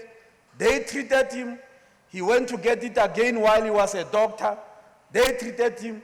You are aware, our icon Nelson Mandela got it. Our other icon, Bishop Desmond Tutu, got it. I'm happy today that I've got many ambassadors here, those people who raise their hands. But among our ambassadors, as you know already, ambassadors for TB, amongst them we have got very prominent people. One of them is the son of King Zwelitin. And I'm quoting him amongst them because he stood up in a conference. He said TB can infect anybody. It came to the royal place and found guards at the gate, passed them, and went inside and got the prince. That's what he told us. He said there were lots of guards at the gate there. But TB came marching, past those guards, went inside, found the king and the prince and the queen, grabbed the prince and sat inside him, here to go to hospital. That's what TB can do. So we must spread that message that anybody can get TB, and let's fight it. Thank you very much. Unfortunately, I'm not going to. Yeah, Dr. Chadora, my spokesperson asked me to say something. For those gentlemen there with cameras, they can spread the very good messages, but sometimes they can spread very wrong messages, like they did last week. I was reading News 24. There was an article where they were praising one young lady for bringing private clinics to the townships, starting with Diepsloot. And as I was reading the article, they said the World Health Organization has declared South Africa to be one of the worst healthcare systems in the world. I was shocked. I said, oh, where does this come from? They said, we are the worst. I phoned News 24 and say, can you show me where you got this from? Because I know nothing about it. That we are the worst, and we've been declared so by the World Health Organization. Fortunately, News 24 were very magnanimous. They removed it from their website immediately. But then they sent me a link. They said, no, Minister, this article is not originally from us. It's from Bloomberg. Now, Bloomberg is an international publication. It's American and it's respected. And they sent me the article I read there, the subheadings. WHO declares South Africa one of the worst healthcare systems in the world. I was shocked. So we phoned Geneva and Dr. Chadora, the World Health Organization. Can you give us this ranking that we've been ranked one of the worst in the world? I don't know about it. And now Dr. Chadora has just explained. That ranking was done in 2000, and all the countries rejected it because the methodology was wrong. And the World Organization withdrew it. It's nullified. But the reason that at that time in 2000 we were ranked the worst was not because we ran the worst health system. One of the criteria they were using was equity. And as you know, South Africa is the most inequitable country in the world. And so when you score countries according to equity, South Africa will score last. Not because we are running the worst healthcare system. I'm mentioning that because these nurses who are working very hard will get discouraged. When you tell them they are running the worst system, despite what you heard from patients here, they told you, Dr. Ramatisela told you, he named 5 hospitals which are supposed to be the best in the country by virtue of being private. They could not help him for TB. He went to Charlotte Maxeke, he got it. They helped him. All the patients who spoke this morning, they went all over, they could not be helped. They came to Suze, they were helped. They say the nurses are their family. They are part of their family. The psychologists, the social workers. And yet, last week we were told we are the worst in the world. So I just want you people in the media, when you make these statements, know how heavily they weigh to people who work day and night. Check them left and right. If they are true, I won't complain. Honestly, I won't complain. But I followed the Bloomberg article as a Minister of Health because I was shocked and I knew there was nothing like that. Now you can imagine an American publication which is so respected, writing so wrongly about something that was 17 years ago. But that also has been nullified because of wrong methodology. They put it in 17 years later as the golden truth. So I just want people to be very careful because health workers are working day and night to help you people in the population. And you must appreciate them. And nurses, I want you to be appreciated today. I'm very proud of you, very, very proud of you. And the Premier is going to remain with you. Some of the problems you are experiencing, you will tell them to the Premier. We'll try to sit together and solve them for you. Thank you very much.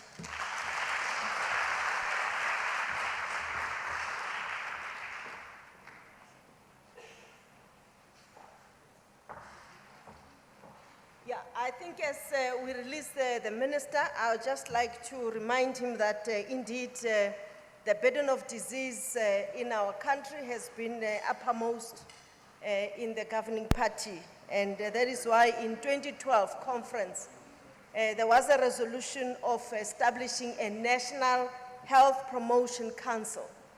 And we look forward to that council, which would be a multidisciplinary partnership to reduce the burden of disease.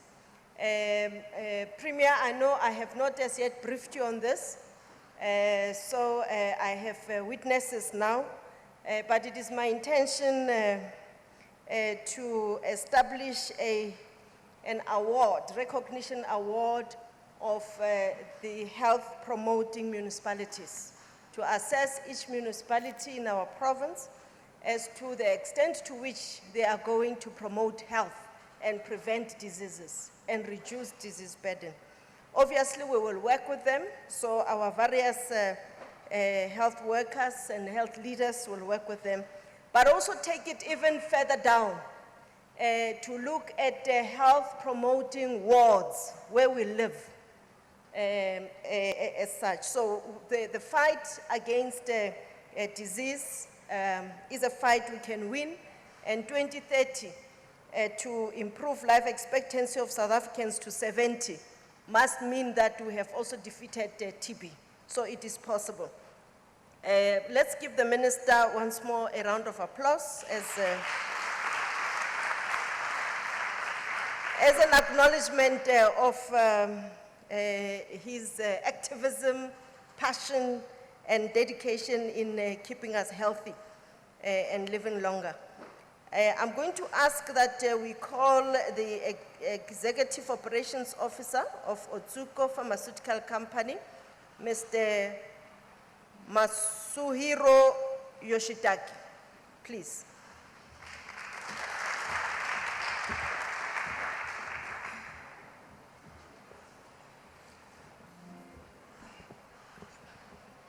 Honorable Minister Mothladi, Honorable Ambassador Hiroki, and Honorable Premier, Honorable MEC, and doctor and nurse and public health officers, and most importantly, to the patient and other member of the TB affected community. I'd like to thank you on behalf of Otsuka Pharmaceutical for the opportunity to join you here on the World TB Day. Otsuka Pharmaceutical is one of the leading healthcare companies with approximately 31,000 employees located all over the world.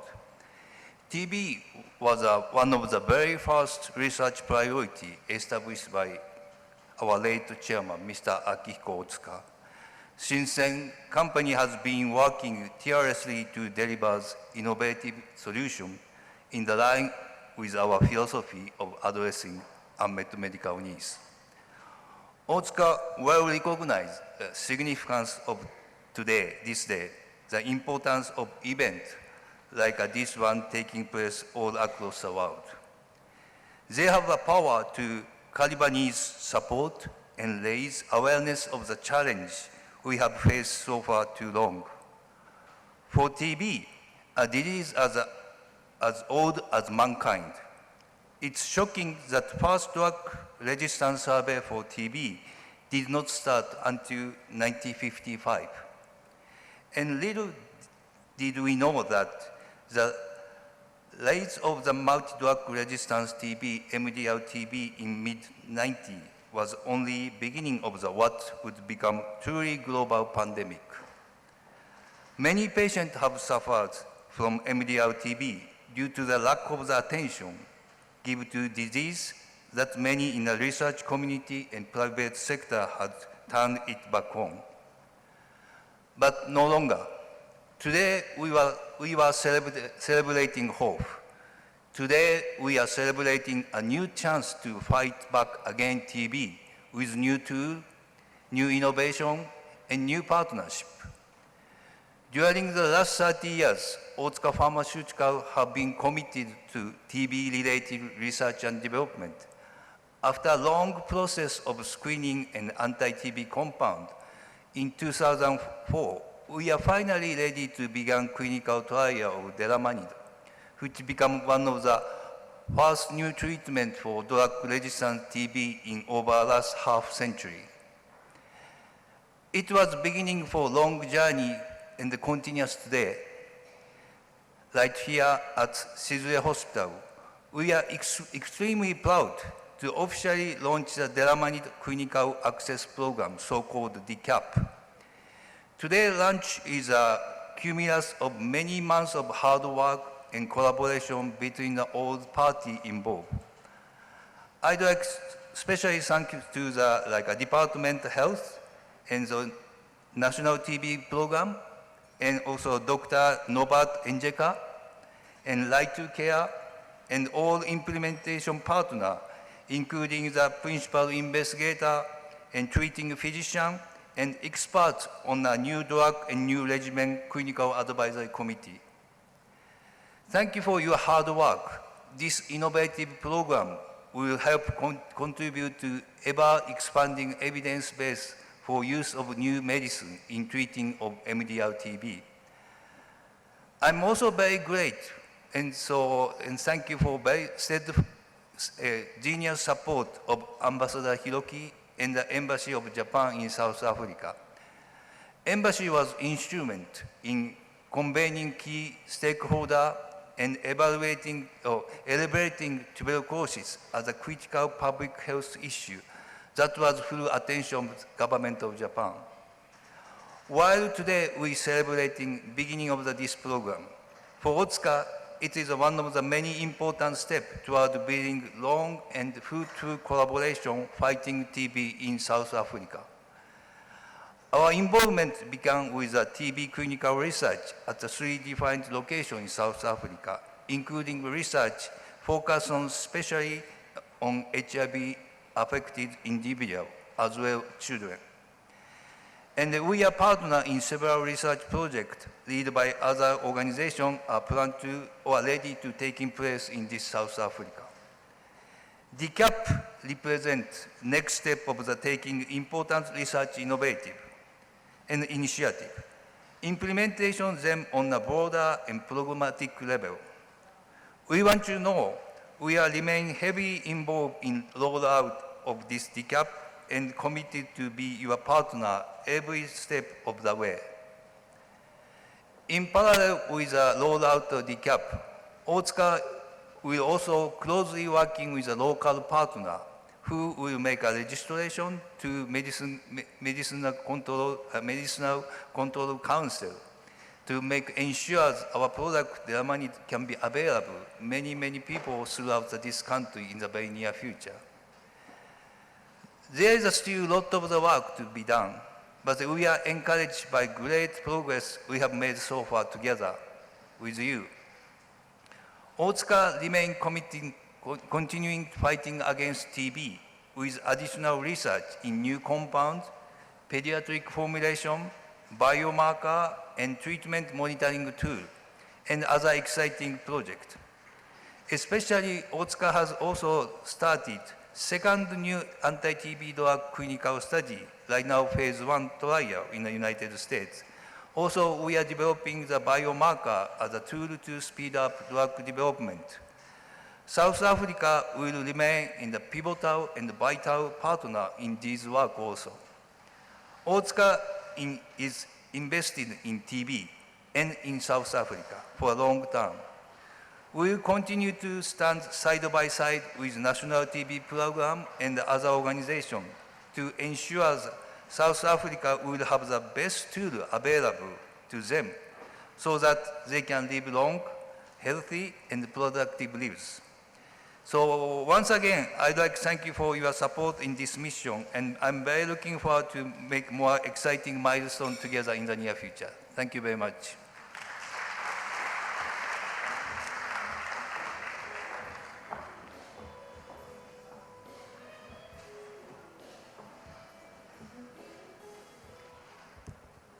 That's a special appreciation through music. But let's give our private sector partner, Otsuka, a round of applause for that partnership. Thank you very much. I'm going to ask Dr. Nazir Ismail now to launch the online TB surveillance dashboard. Dr. Ismail is the head of the Center of TB of the National Institute of Communicable Diseases, one of the centers of excellence that is actually assisting even the continent in containing disease and managing infectious diseases. Dr. Ismail, thank you.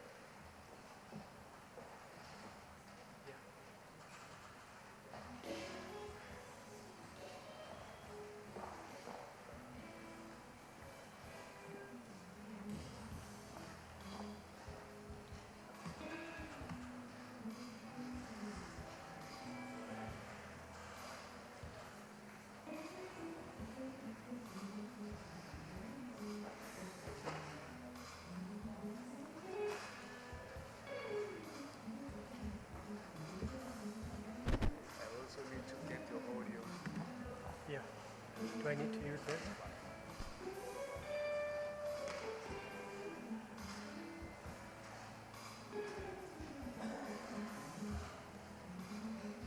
Is this your paper? Come again? This one, it's yours. Yeah.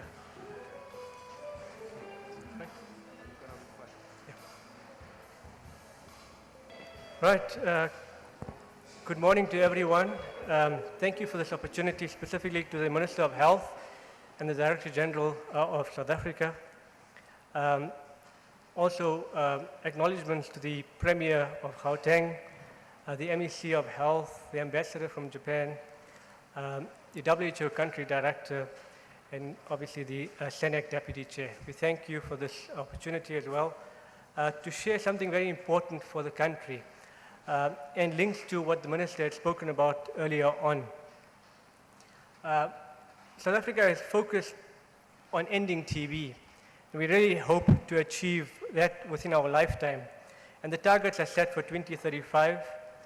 In order to ensure that we can direct our efforts appropriately, the National Institute for Communicable Diseases, working with the Department of Health, have developed a dashboard to track and monitor our successes and failures and guide our responses. I do believe we can end TB by 2035, but it'll really require all hands on board. What I'll present today is the launch of an online dashboard that provides a powerful analysis of the TB epidemic in South Africa over time and also geographically. You would have received a handout. I'm not going to go through the handout. It basically highlights the key issues that have been identified analyzing data from 2004 for South Africa. However, I'm going to show you the use of the dashboard. It's available through the NICD website. If you go to the www.nicd.co.za, the National Institute for Communicable Diseases, and if you just scroll at the bottom of the page, you'll find hyperlinks to the dashboard. And at the bottom there you see National TB Surveillance Dashboard. And if I click on it, it brings you to a login screen to view the dashboard. This is really exciting stuff in terms of being able to understand. There's a famous saying from WHO, know your epidemic, know your response. And fundamentally, this provides us the tool as government and as civil society to be able to direct our efforts more effectively. For today's demonstration, you can just click on guest user, and it'll take you to a landing page that says, gives you a variety of options. If you click on online dashboards, you'll see there's a variety of options available. Unfortunately, the screen is not very clear today, but there's options for HIV and for TB and for antimicrobial resistance. And today we're launching officially this TB surveillance dashboard. And if you click on TB, it loads a live dashboard that provides a drillable, clickable, and analyzable tool for understanding the TB epidemic. And there we have it. So that's the landing page of the dashboard. It provides you a map of South Africa. And the bubbles that you see there is very much what the Minister has spoken about earlier on. It gives you a sense of the size of the absolute burden of TB in South Africa. The blue bubbles on that map indicate that. And if you look at where Gauteng is, it's a large bubble. It carries a large burden of TB nationally. And the other main provinces are KwaZulu-Natal, which has the highest burden, Eastern Cape and Western Cape. So this provides a visual presentation of the current burden of TB across the country. The population pyramid in the middle, the lighter color is number of TB cases among females, and the darker color is among males. And you'll notice a stark difference between the two. The pyramids for female are generally younger. We know that TB affects, at least for HIV, but also for TB, younger females. But specifically for men, it's older men, where we have a higher burden of TB disease. And that's an important part. If you look at over 35 years of age, where the middle of that pyramid shows, there's twice as many males as females that have TB above the age of 35. It's an important population group. We need to think and change our paradigm in terms of TB versus HIV. Often with HIV, the emphasis is a lot on young females, and the successes have been seen there. And we do see that with TB, and I'll highlight that just now. But the other challenges are related to men, and how do we deal with that population group. On the extreme right, you see a line graph that runs across. And you'll notice that it's slowly declining. And that's basically an evidence to say that in South Africa, we have observed a decline in TB incidence. That's after adjusting for the population that we have in South Africa. TB does show a positive evidence of decline year on year. But you'll know that the NTB strategy requires a 10% year-on-year decline. And we're quite far off from achieving that, but we are on the right track. So we are going in the right direction, and we're quite happy with that. What I'm going to move on to is to look at I'll just show you around the dashboard to highlight what are the key elements that you can identify through the dashboard. So what we'll just do is, sorry about that. We can just click on the arrow there, and the map provides the number of actual cases of TB, whereas when we look at incidence, which is what WHO is focusing on, incidence adjusts for your population size. South Africa has 55 million people. You know, if you look at China, over 1 billion people, so you can't compare apples and apples. And therefore, when you look at incidence, they adjust for our population size. And on the dashboard, if you just click on the arrow on the side there, it gives you options, and you can look at rate per 100,000 population, and you'll notice the bubbles change. And if we just look at that more carefully, you'll notice that for Eastern Cape, there seems to be a very, despite its large population size, it has a very high incidence of TB. And that speaks not only to burden in terms of operational needs, but more specifically about transmission. And as the Minister said, every case that we miss, there's 15 others that get infected. And the key ideas around prevention and early detection and treatment are core to our efforts to control tuberculosis. So going forward with that, we can even drill down. We can look at different years. So currently on that drop-down menu, the one that's displayed is 2015. But in this case here, I'll just select 2011, and we can just compare. What I want you to notice is look at the Eastern Cape bubble. And if I look at 2011, it has stayed relatively the same. And that raises some challenges for us of how do we deal with incidents in those settings as such. What's very fascinating about the pyramid, okay, the thing's still loading, but you'll notice that among females, the pyramid looks very different. And this is in 2011, there were a lot more females, the pyramid are higher among the lighter color. But in 2015, we actually see a decline. And that's something I'd like to show you more clearly now. So we'll just enlarge the screen, so I just want to go to the zoom a bit and make it a bit bigger. All right, so it's loading. All right, so it's slightly bigger. And what we're going to go down to now is to look at by province. And this describes the incidence trends for all the different provinces in South Africa. It almost looks like a hamburger. And that's really South Africa. It's a mix of different populations across the country. We find that Eastern Cape has the highest incidence, whereas Limpopo has the lowest. But a lot of provinces fit somewhere in between this. But to make it more clear and to understand where we are in terms of ending TB, let's just remove the provinces quickly. All right, so you just remove the graph. So it's a clickable dashboard, a live dashboard. And let me just click on KwaZulu-Natal. So this is what we're supposed to be seeing in terms of ending TB. So this displays from 2011 to 2015, and the decline in TB incidence in KwaZulu-Natal. A very positive finding, and actually maps to the annual decline expected by the NTB strategy, a 10% year-on-year decline. And that has been a very positive sign with KwaZulu-Natal, the country with the highest burden in South Africa. I'm going to click on Western Cape, and you'll notice something interesting about this curve, is that Western Cape had a very similar decline early on, and has almost flatlined in the more recent years. And I'll speak to what we think the reasons are for that. But it's important that when we look at the analysis we've done previously, the sharp decline we've seen very early on has been the ART program impacting on TB. We know that we've had the Minister has done a fantastic job in terms of controlling HIV, rolling out ARTs, and the benefit is not just for the HIV program, it benefits the TB program as well. And we've seen significant benefits to that as such. When you look at Gauteng, where we are right now, there's been a consistent slow decline. And year on year, we've seen successes with the program. Both Gauteng and Western Cape were the ones that were the early adopters of the ART program, and they've actually seen the benefits over time.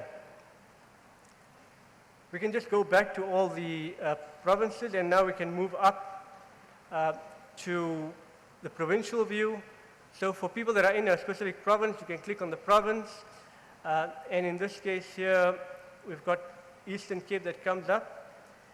And I'll just change it to Free State. And this allows us to look at TB in terms of not just provinces, but districts as well. And this is one of the most important highlights I'd like to come to, and that is the power of the dashboard.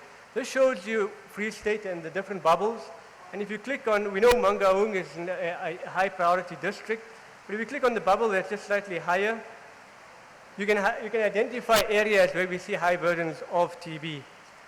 The last thing I'd like to move on to, and we can just enlarge the screen for that, is to specifically look at the age and gender, and I'll end off with this one here. What's most fascinating and what you see here, okay, it's very unclear on this graph, unfortunately, but you'll see it in the pack that you've had there. If you look at the handout that you've received, I've labeled it as ladies first, men follow. And if you look at the graph in your handout, you'll see that there's an extremely sharp decline.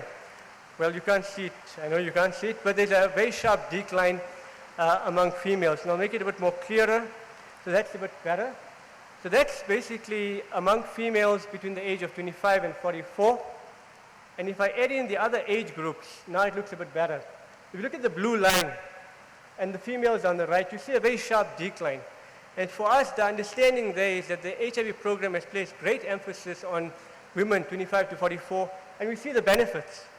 We see a major decline in TB incidence among females. But if you look on the other hand, if you look at among males, they're kind of stubborn. They're not shifting. And I think that's our challenge as well, is that among men, we really need to change the health-seeking behavior among men. And as I highlighted earlier, the older men are the ones that have the higher burden of TB. They're the ones that transmit as well to their families. And that's an important target group. So I'm going to fly through the rest. Let me just click through. We can just get to the last one. There's a map view as well where you can look at any district or sub-district in the country. I'll just zoom it in a bit for you. What you'll notice is, for example, there's something happening around Pumalanga area there on the side. And we could just drag it across and we can just enlarge it a bit and figure out what's going on. There seems to be a higher incidence in that area. And that's the district, and there, 975 incident microbiologically confirmed cases, twice the national average. So the tool that we provide and we launched today really provides the country with the right evidence and information to guide our responses, both as government and as civil society, and we hope that people will use the tool. As I mentioned, you can go to the NICD website and you can click on it and you can find the information. And I know today's event has been about drug-resistant TB. We completed a survey 2 years ago, and we've got a beautiful clip on the life story of Tebogo. If you click on the NICD landing page, there's a YouTube video of a life story about drug-resistant TB. And she ends up with a very powerful message. She's beaten TB and we can all do the same. So it's all for us to strengthen our efforts together. Thank you.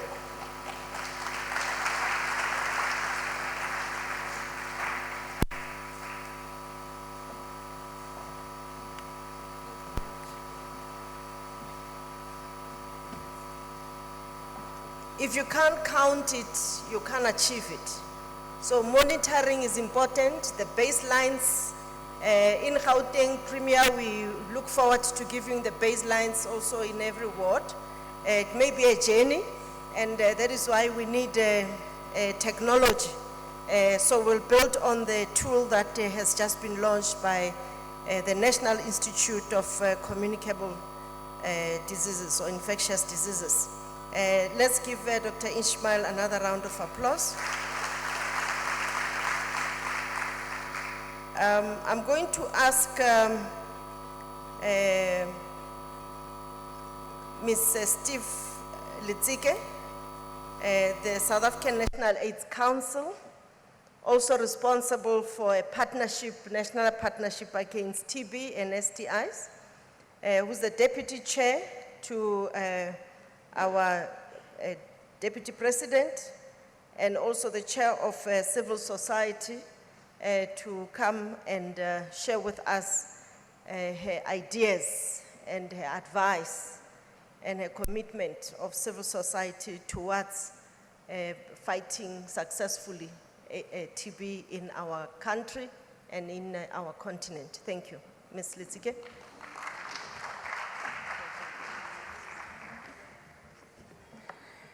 Thank you so much, Program Director and the Honorable MEC of Health in Gauteng, Honorable Premier of Gauteng, Mr. David Makuru. In his absence, Dr. Aaron Motsoaledi, the Minister of Health, the Ambassador Hiroki from Japan, Mr. Yoshitake from Otsuka Pharmaceutical Company, WHO representative Dr. Chadora, representative from the Provincial AIDS Councils. First, we do have the co-chair of Gauteng Provincial AIDS Council, Reverend Moerane. And in our midst, we also have the Provincial AIDS Council co-chairs from KwaZulu-Natal, Mr. Patrick Ndleje. We've got a representative again from Mpumalanga, Provincial AIDS Council, Bishop Mtembu. And we've got also the national sector leaders amongst ourselves from National Civil Society Forum, colleagues from the Department of Health, colleagues from other sectors and civil society and private sector, the ambassadors of TB campaign, the health workers from various institutions, but also from Sizwe Hospital. Let me send my regards to everyone here. It is unfortunate that the Deputy President could not join us today, but he does send his warmest regards, particularly from the department, from Presidency, but also from the South African National AIDS Council. The MEC was correct. We did speak earlier about how the terrains have shifted and how we need to consider the integration so that we give proper attention to many diseases that affect our population. And I do think we will take that conversation forward, MEC, in terms of recognizing the other diseases as we fight the epidemics. And it's also very important that we recognize that the HIV movement benefited from the movement that existed from the AIDS activists, the HIV activists, and TB will benefit if we have such magnitude of a movement. South African National AIDS Council, it's a multi-sectoral council. It seats civil society, it seats government, it seats private sector together, which we're saying that it cannot be done by one specific sector. And we've seen great achievements, of course. First, to recognize the political will from the highest office within the presidency, which we have a chairperson, deputy president leading the HIV, TB, and STI response in South Africa. And we have also seen the premiers in the provinces.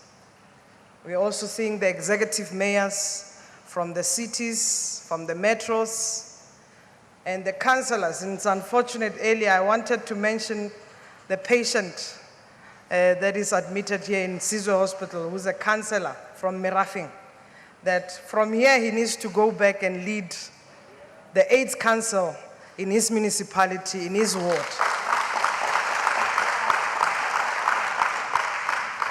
It is indeed that the experience teaches us, and we are, at the end of the day, going to be humble because of the affected population that we are part of. Honorable Premier, the MEC and guests, I want to share just a few issues or things that we have recognized as the National AIDS Council. We need to recognize that South Africa still ranks number 6 in the world, and which then says we are part of the 22 countries across the world that carries the high burden of TB. Now, this is the disease that is older than many of us sitting here, and I speak as a young person. I'm sure those who are older will still not qualify to say that this disease is much older than them as well. But it's a disease that can be treated, that can be cured. We really need to get this right. In 2015, South Africa estimated that we have over 450,000 new TB cases. Now, this is unacceptable. In 2014, 834 cases per 100,000 population. However, we've also seen the modest decline in these numbers. And I think we really need to applaud the effort of our government to ensuring that people can access treatment, and also to applaud the effort of many other stakeholders that are involved to ensure that there's prevention. That is why we see this decline. But this decline is again short of what in the National Strategic Plan 2012-2016 goal, that we need to see a decline by 50%. We don't want to see the decline by 10% or 30%. And it's very important that we ensure that the decline happens amongst the new TB cases, but also the relapse cases. There's huge links that we need to take in consideration when we speak about TB. The links of TB and HIV. People living with HIV accounts for 63% of incidents that we see in TB. The TB transmitted as well that we see somehow is also not related to HIV. So this is what the Honorable MEC was indicating, that not everyone who has TB has HIV. So if we have to work hard, we also have to work hard outside the scope of HIV. So the very same attention that we gave to TB to HIV must be given to TB. There are quite a number of issues that we need to take in consideration. And I was listening to the patient earlier, Tsulufelo, who was the second patient in South Africa to receive the what do we call the treatment? It's this medical terms. I'm gonna get it right. Delamanid treatment. Delamanid. The Tsolofelo indicated earlier that he had stopped his treatment because of challenges at home. He was looking for work. And in looking for work, he misses his treatment. And that is the reason why he relapsed. So, which then means, Honorable Premier, there are a number of things that we need to address which are intersecting. Issues around poverty must be addressed. The medical conditions such as tobacco use. So those who smoke must consider changing that habit. So we're encouraging yourself. We're not saying, we can say stop, but we're encouraging those who use tobacco to stop that habit. The issues around diabetes must be addressed. The issues around silicosis must be addressed. The poor nutrition status of our communities must be addressed. And really the suboptimal living condition of our communities must be addressed. We've spoken about the issues of overcrowding, one in prisons, but again in the early development centers. So we really need to address those issues. Patients present to health facilities late, which then means that we have to decentralize the prevention and the treatment response and go to communities. So we are encouraged by yourself, Honorable Premier, in terms of Inspirational approach, which says let's go to where communities are. Let's go to where people are. And we need to take the same approach in terms of addressing TB. Honorable Premier, we've also seen the multi-drug resistant patients doubling. A lot of people are relapsing. We have to retreat. The Honorable Minister was talking of the costs involved. If you usually treat a patient at 400 rand, somebody who's relapsing and who has a multi-drug resistant, we have to now cough out over 400,000 per patient. And it's a lot of money. So which then says that we really need to look at ways where gene expect mission is again going into communities. Decentralizing services remains key. MEC, screening is late. We must confront TB in a testing approach. We need to offer testing more than screening. Where patients report late, it's because they are screened and some of the diagnosis might be late. So I'm really encouraging leaders that we consider the testing approach more than the screening approach. That will help us combat the TB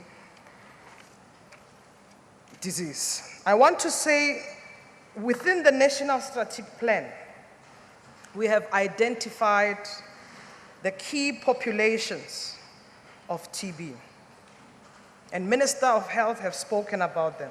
One, people living with HIV are the key population for TB. The household contacts of TB index patients. And earlier, an ambassador mentioned that she got affected because her sister was infected. The healthcare workers are also key populations. So while the healthcare workers are responding and helping out patients, they are mostly vulnerable as well. And we must confront the issues and challenges that are faced by healthcare workers. The inmates, pregnant women, children below the age of 5 years, diabetic patients, people living in informal settlement, mine workers, and peri-mining communities. These are key populations that we have highlighted within the National Strategic Plan. And not to forget the most important population again, it's the people with disability as well. We've had most of the patients that have indicated that also taking the treatment for so long does create disability. Now, in closing, I want to say that MEC, there are key game changers that the country needs to think of. We need to integrate the services and the interventions. Let's not only keep TB on as an isolated matter.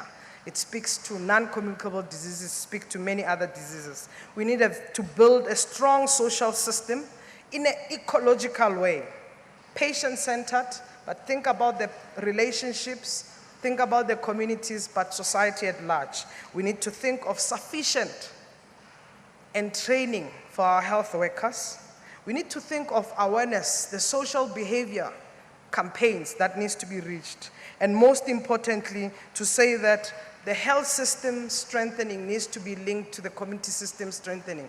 Honorable Premier, for Gauteng to achieve a growth in economy will require a healthy population.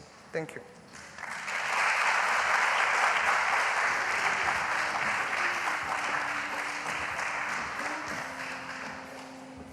Thank you very much. Another round of applause, kindly, please. Ms. Litsika, you did refer to socioeconomic determinants of disease, and also that the health sector contribution to the economy is very key. Actually, there are some studies that say a healthy population contributes to an increased economic growth, and that has been empirically proved. And I think increase in 1 year life expectancy translates to about 4% GDP growth. I think there's a figure that I've come across that indicates so. And we must also learn from countries like Japan that have long life expectancy. And I will certainly, if Premier I'm allowed, would like to help ask the Minister to facilitate that we not only discuss how you can help us with Delamanido, but also with going faster towards having a high life expectancy with Japan, learning from how Japan did it. Thank you very much. At this point in time, Premier, just before you give us your words of wisdom, I'm going to ask Dr. Chatora to greet us. He will be speaking on behalf of WHO at the National Official World TB Day on the 31st of March, but today he'll just greet us.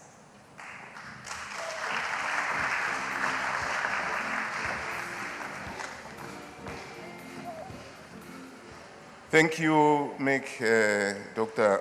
Gwen Ramakopa. Honorable Premier, Mr. David Makura,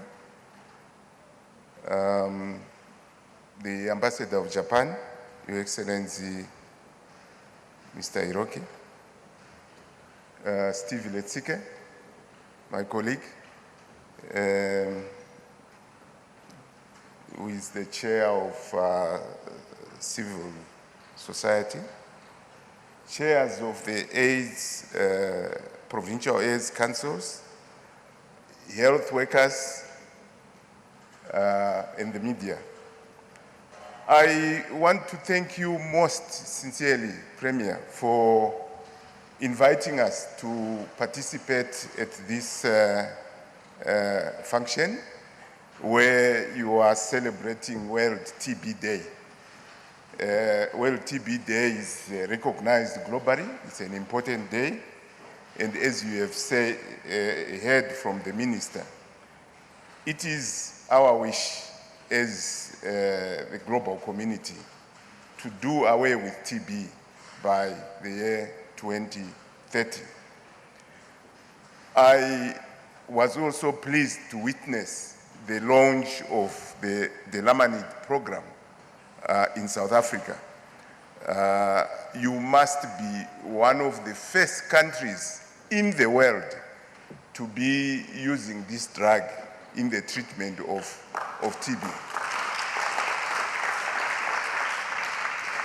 To me, that demonstrates the commitment of the government of this country to help address the challenges of TB, and to talk about this on another occasion.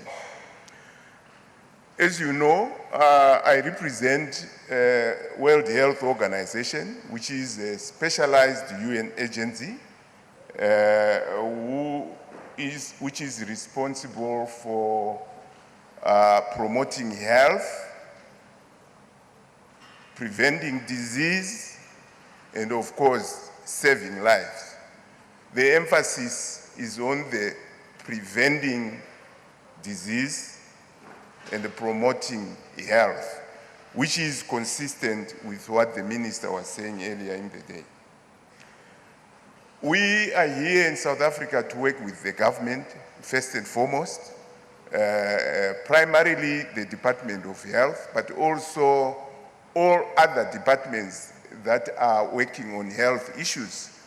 And in South Africa, you are, I think, far ahead of the other countries, in the sense that beyond the Department of Health, even Treasury, Commerce are engaged in working on health. For example, the work that was happening on the sugar-sweetened beverages. We will also be working with civil society and the many institutions in this country that work on health. We will be working with all the spheres of government. I was saying to the Premier, with time, I'll find time to come and visit your offices and talk about health, including with the Make for Health. I'm aware that HIV and TB are the biggest public health problem in this country. I'm also aware of the road you have traveled. I'm also aware of the major achievements you have realized. I'm not saying this to please you, but it is fact. You run the biggest HIV program in the world. Some of the things that happen on HIV in the world are spearheaded from here. So that is commendable. But a lot more still needs to be done. And the starting point, as always, should be prevention. We were associated with the development of the National Strategic Plan that the Minister talked about, that Steve was talking about. And we are aware of the work that you have committed to undertake over the next 5 years. I want to say to you here and now that we will work together with you, support you where we can, but also learn from you and make the rest of the world aware of some of the great work that you will be undertaking. My last message is to the media to say that in the world of today, given what happens, because health is manufactured in the homes, in the workplaces, and in the schools, etc. We rely on the media to share the information, and that those who have the information, including ourselves, are available, should be available to provide you that information so that everyone in the country knows, so that they can contribute to promoting health, preventing diseases, and saving lives in the country. I thank you for the opportunity, and I look forward to working with you over the next couple of years. I thank you.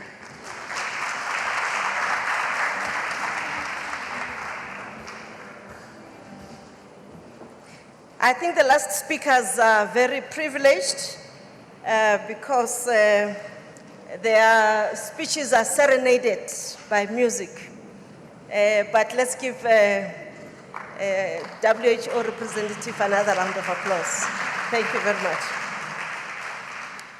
Honorable Premier David Makura, Premier of Gauteng, I know that you chair and put as important the work that is done by the Premier's AIDS Council, which is also responsible for TB. And I'm also aware that you had to put a lot of other responsibilities aside to spend this day with us. And we're asking you to address us, but we really appreciate your leadership. Please do address us, sir. Thank you.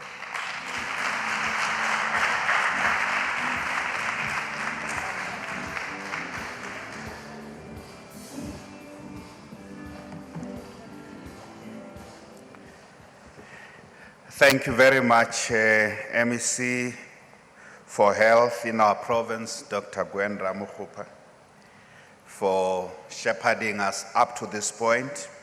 I do want to acknowledge in his absence, Dr.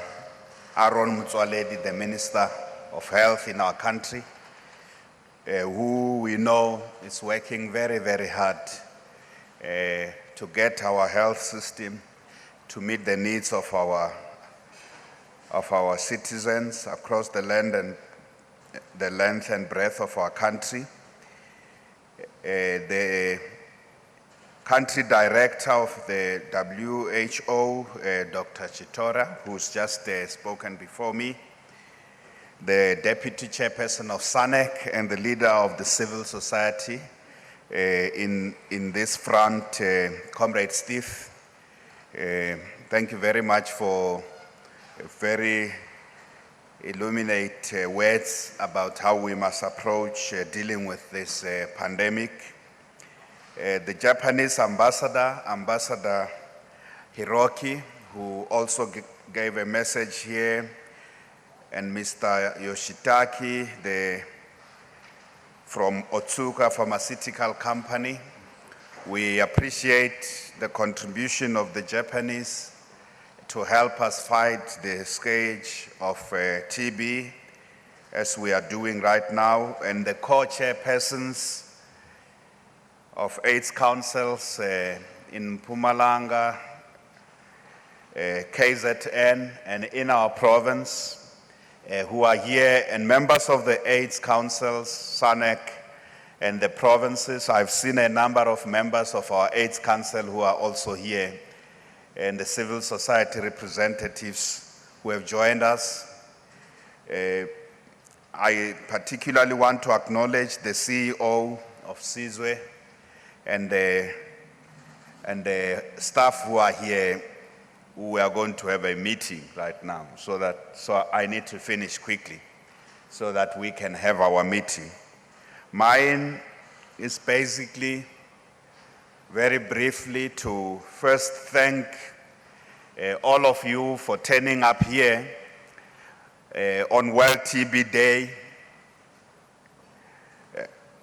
so that we can send a very strong message out there that we are determined to end TB. We are determined to win the war against TB. We know TB, as the minister said earlier on, is now the biggest killer, 1.5 million people per annum all over the world, and especially in developing countries,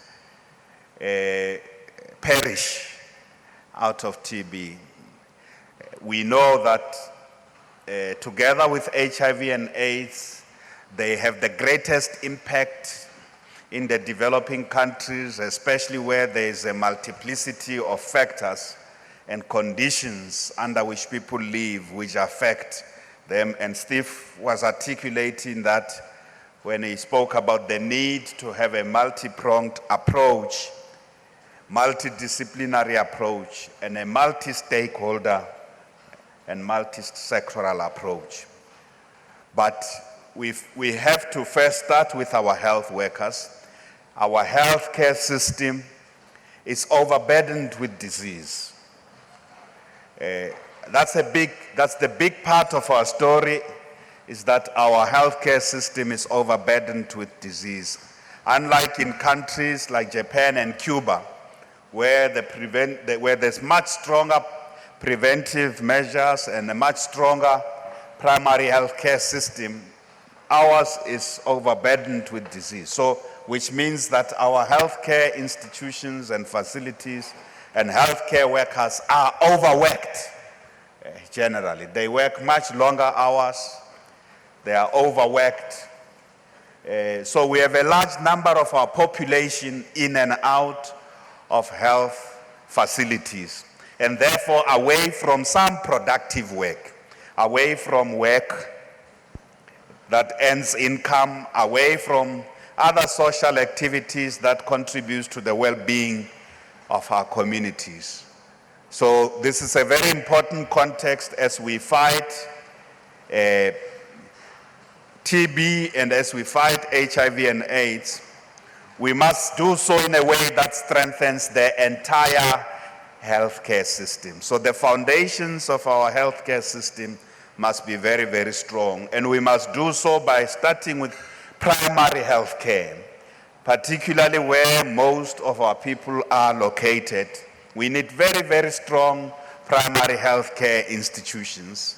We need to deploy some of our best doctors and health professionals right there and turn this pyramid upside down. Instead of our healthcare, the best healthcare workers and professionals and specialists being concentrated in the tertiary institutions, we will have to deploy them. And that's a commitment that we are very keen. MEC Ramukhopa, it's very, very keen to help us do this. I have had discussions with the civil society in our province that we need to go deep into looking at what is it that's not working in our healthcare system, and how do we improve where the failures of our healthcare system are, and what is it that's working well, such as Sizwe, and how do we ensure that there are more centers of excellence, more positive experiences by patients and families across our healthcare system.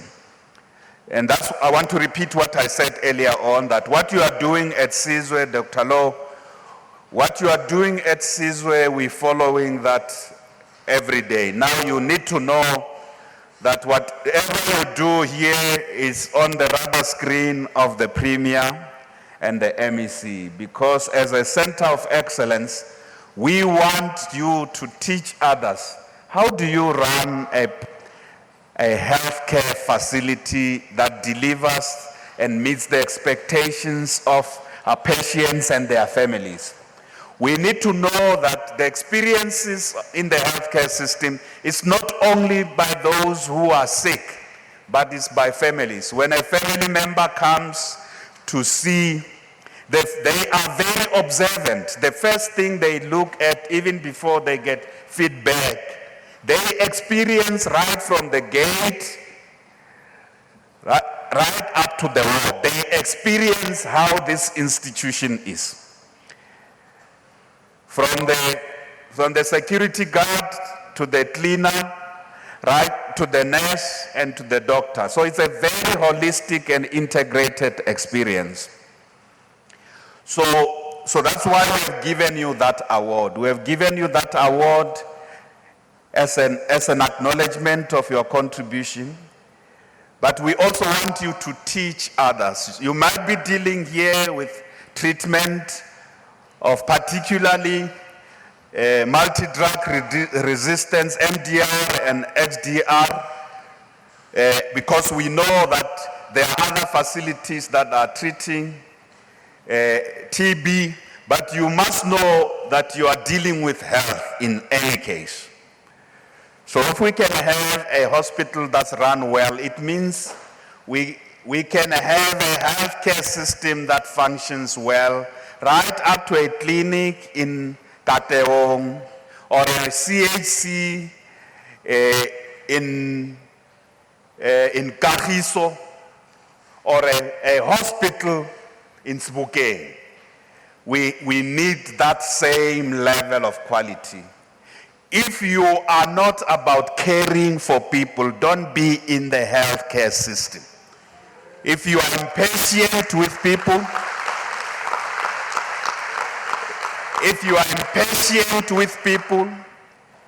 you can't tolerate the sick, don't be in the health services. Because there it's about caring and helping those who most of the time can't do things for themselves. Some of the sick can't even, the nurses will tell you, they can't bath themselves. So, we want those who have patience, we want those who really care. And here, the workers, the nurses, the doctors at Sizwe, you are very exemplary for us. We want you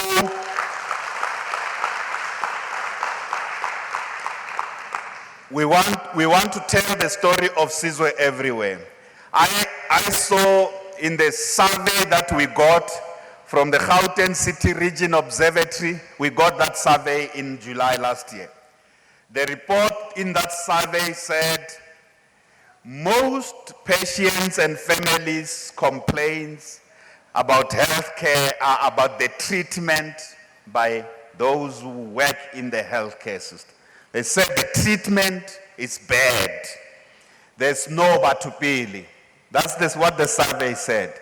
The biggest complaint by patients about healthcare facilities is about treatment. And we want to say we will solve this problem of how health workers treat patients because Sizwe has solved this problem. And we got the news from those who came to Sizwe. It's not from a survey, it's not from our heads. It's from those, so we want every health facility in Gauteng province to prioritize improving patient care, reducing on waiting time. And there's this place called Casualty, modernizing our health facilities so that people don't have to be told we have lost your file. And the elderly don't have to come at 5 o'clock waiting because they have to spend 2 hours before opening. We have to solve that problem. And we solve that problem by modernizing our services, but improving the quality of care. A nurse is a nurse. You know, we know the old nurses, how they were trained. Old nurses were trained about care. We know, and that's why I love the story of the nurses of Sizwe. That's why I'm going to meet with you. If the story was very bad, I was not going to meet with you. If the patients had said, oh, these people are treating us, they beat us up. You know, there are facilities and hospitals where nurses beat up patients. Yeah, the patients tell us when we go there. The nurses beat us up. They starve us. They don't treat us well. But here you do what nurses are trained for. The doctors attend to us. That is the story we want. The story of we run a massive healthcare system. In the context of South Africa, Gauteng runs a massive healthcare system.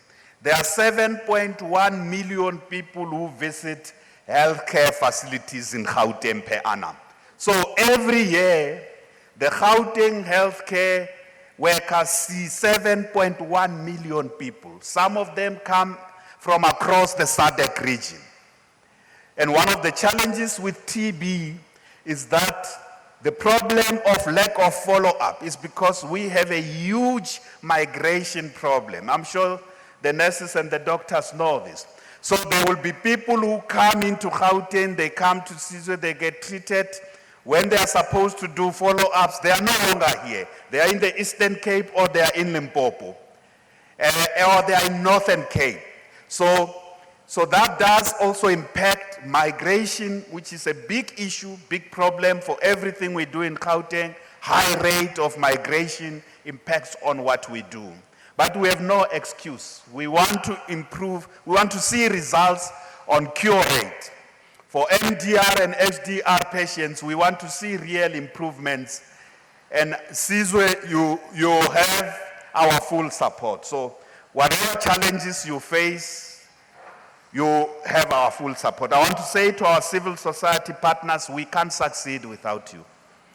There is no way government is going to succeed without civil society. The story of our success in dealing with HIV and AIDS is the story of mobilization, social mobilization.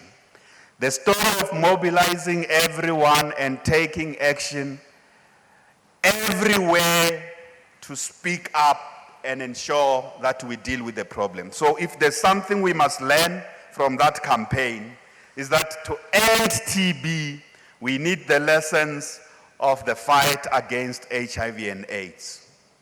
So stigma, the patients who spoke about stigma earlier on, we know that the stigma on HIV and AIDS was 1,000,000 times bigger than the stigma on TB. But working together in the campaign, destigmatizing this, we now know that even though stigma is still a problem, but we have significantly changed the attitudes. Every family, I know every one of us grew up in a family where there was someone who had TB.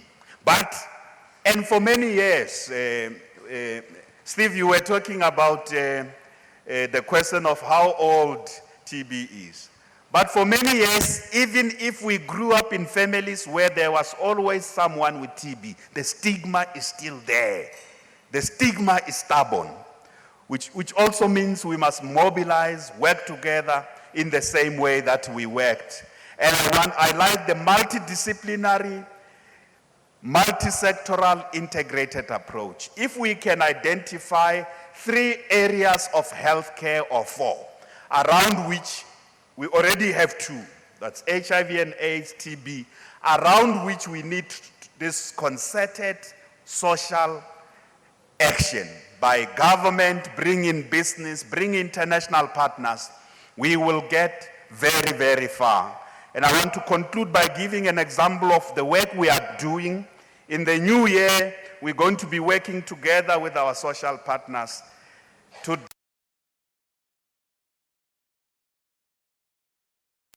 to the girl child in school. All right, we seem to have lost that feed there, but that was Gauteng Premier David Makhura speaking at the launch of a new TB drug, as it is a World Tuberculosis Day today. We'll try and get that feed back for you, but it seems that they are wrapping up there. All right, I'm just being told that we do have that feedback. There you are, Gauteng Premier David Makhura.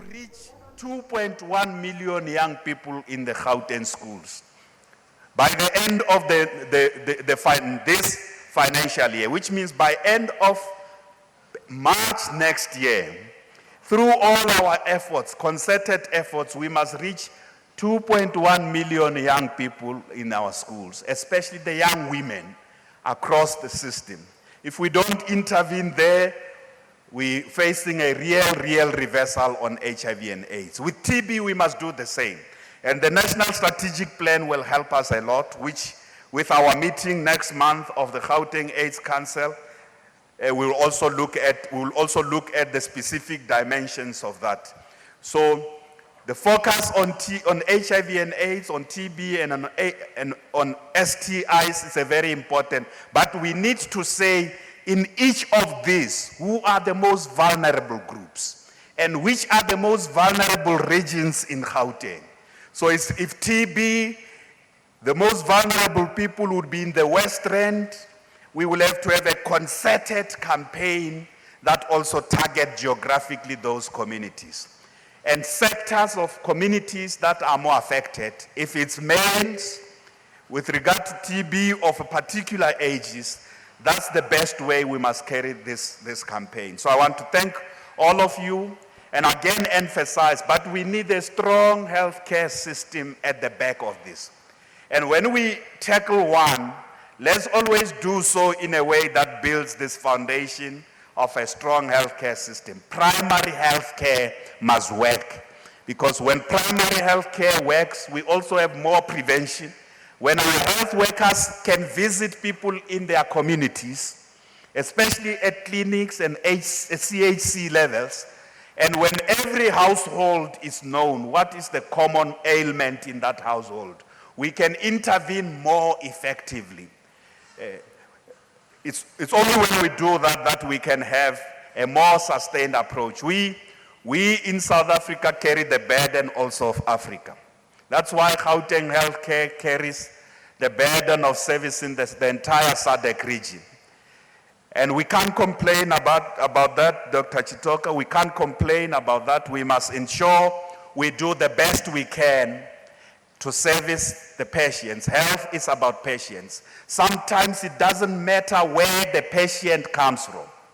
If someone is sick, they arrive at a facility, they must be helped. We will find out later where they come from. We will find out later about other things. Health is about prioritizing people, and then the rest will follow. Whether they have money or whether they are not South African, when they arrive in our facilities, we must try and save life, because that's the oath that health workers have taken. You have taken an oath about saving life. The exact name and origin of the patient comes after. What you are keen to do, you must be preoccupied with, is to save life. After that, you may ask the patient, ubuyapi, unemali na, uyasebenza na. After you have saved the life of a patient. Thank you very much.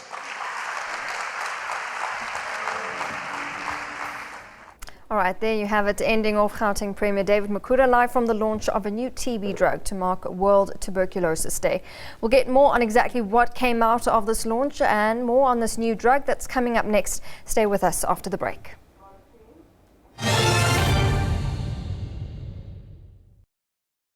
This distinguished CEO would say the best way to enjoy a brandy is whilst wearing diamond-encrusted lamb's wool socks, accompanied by... the smell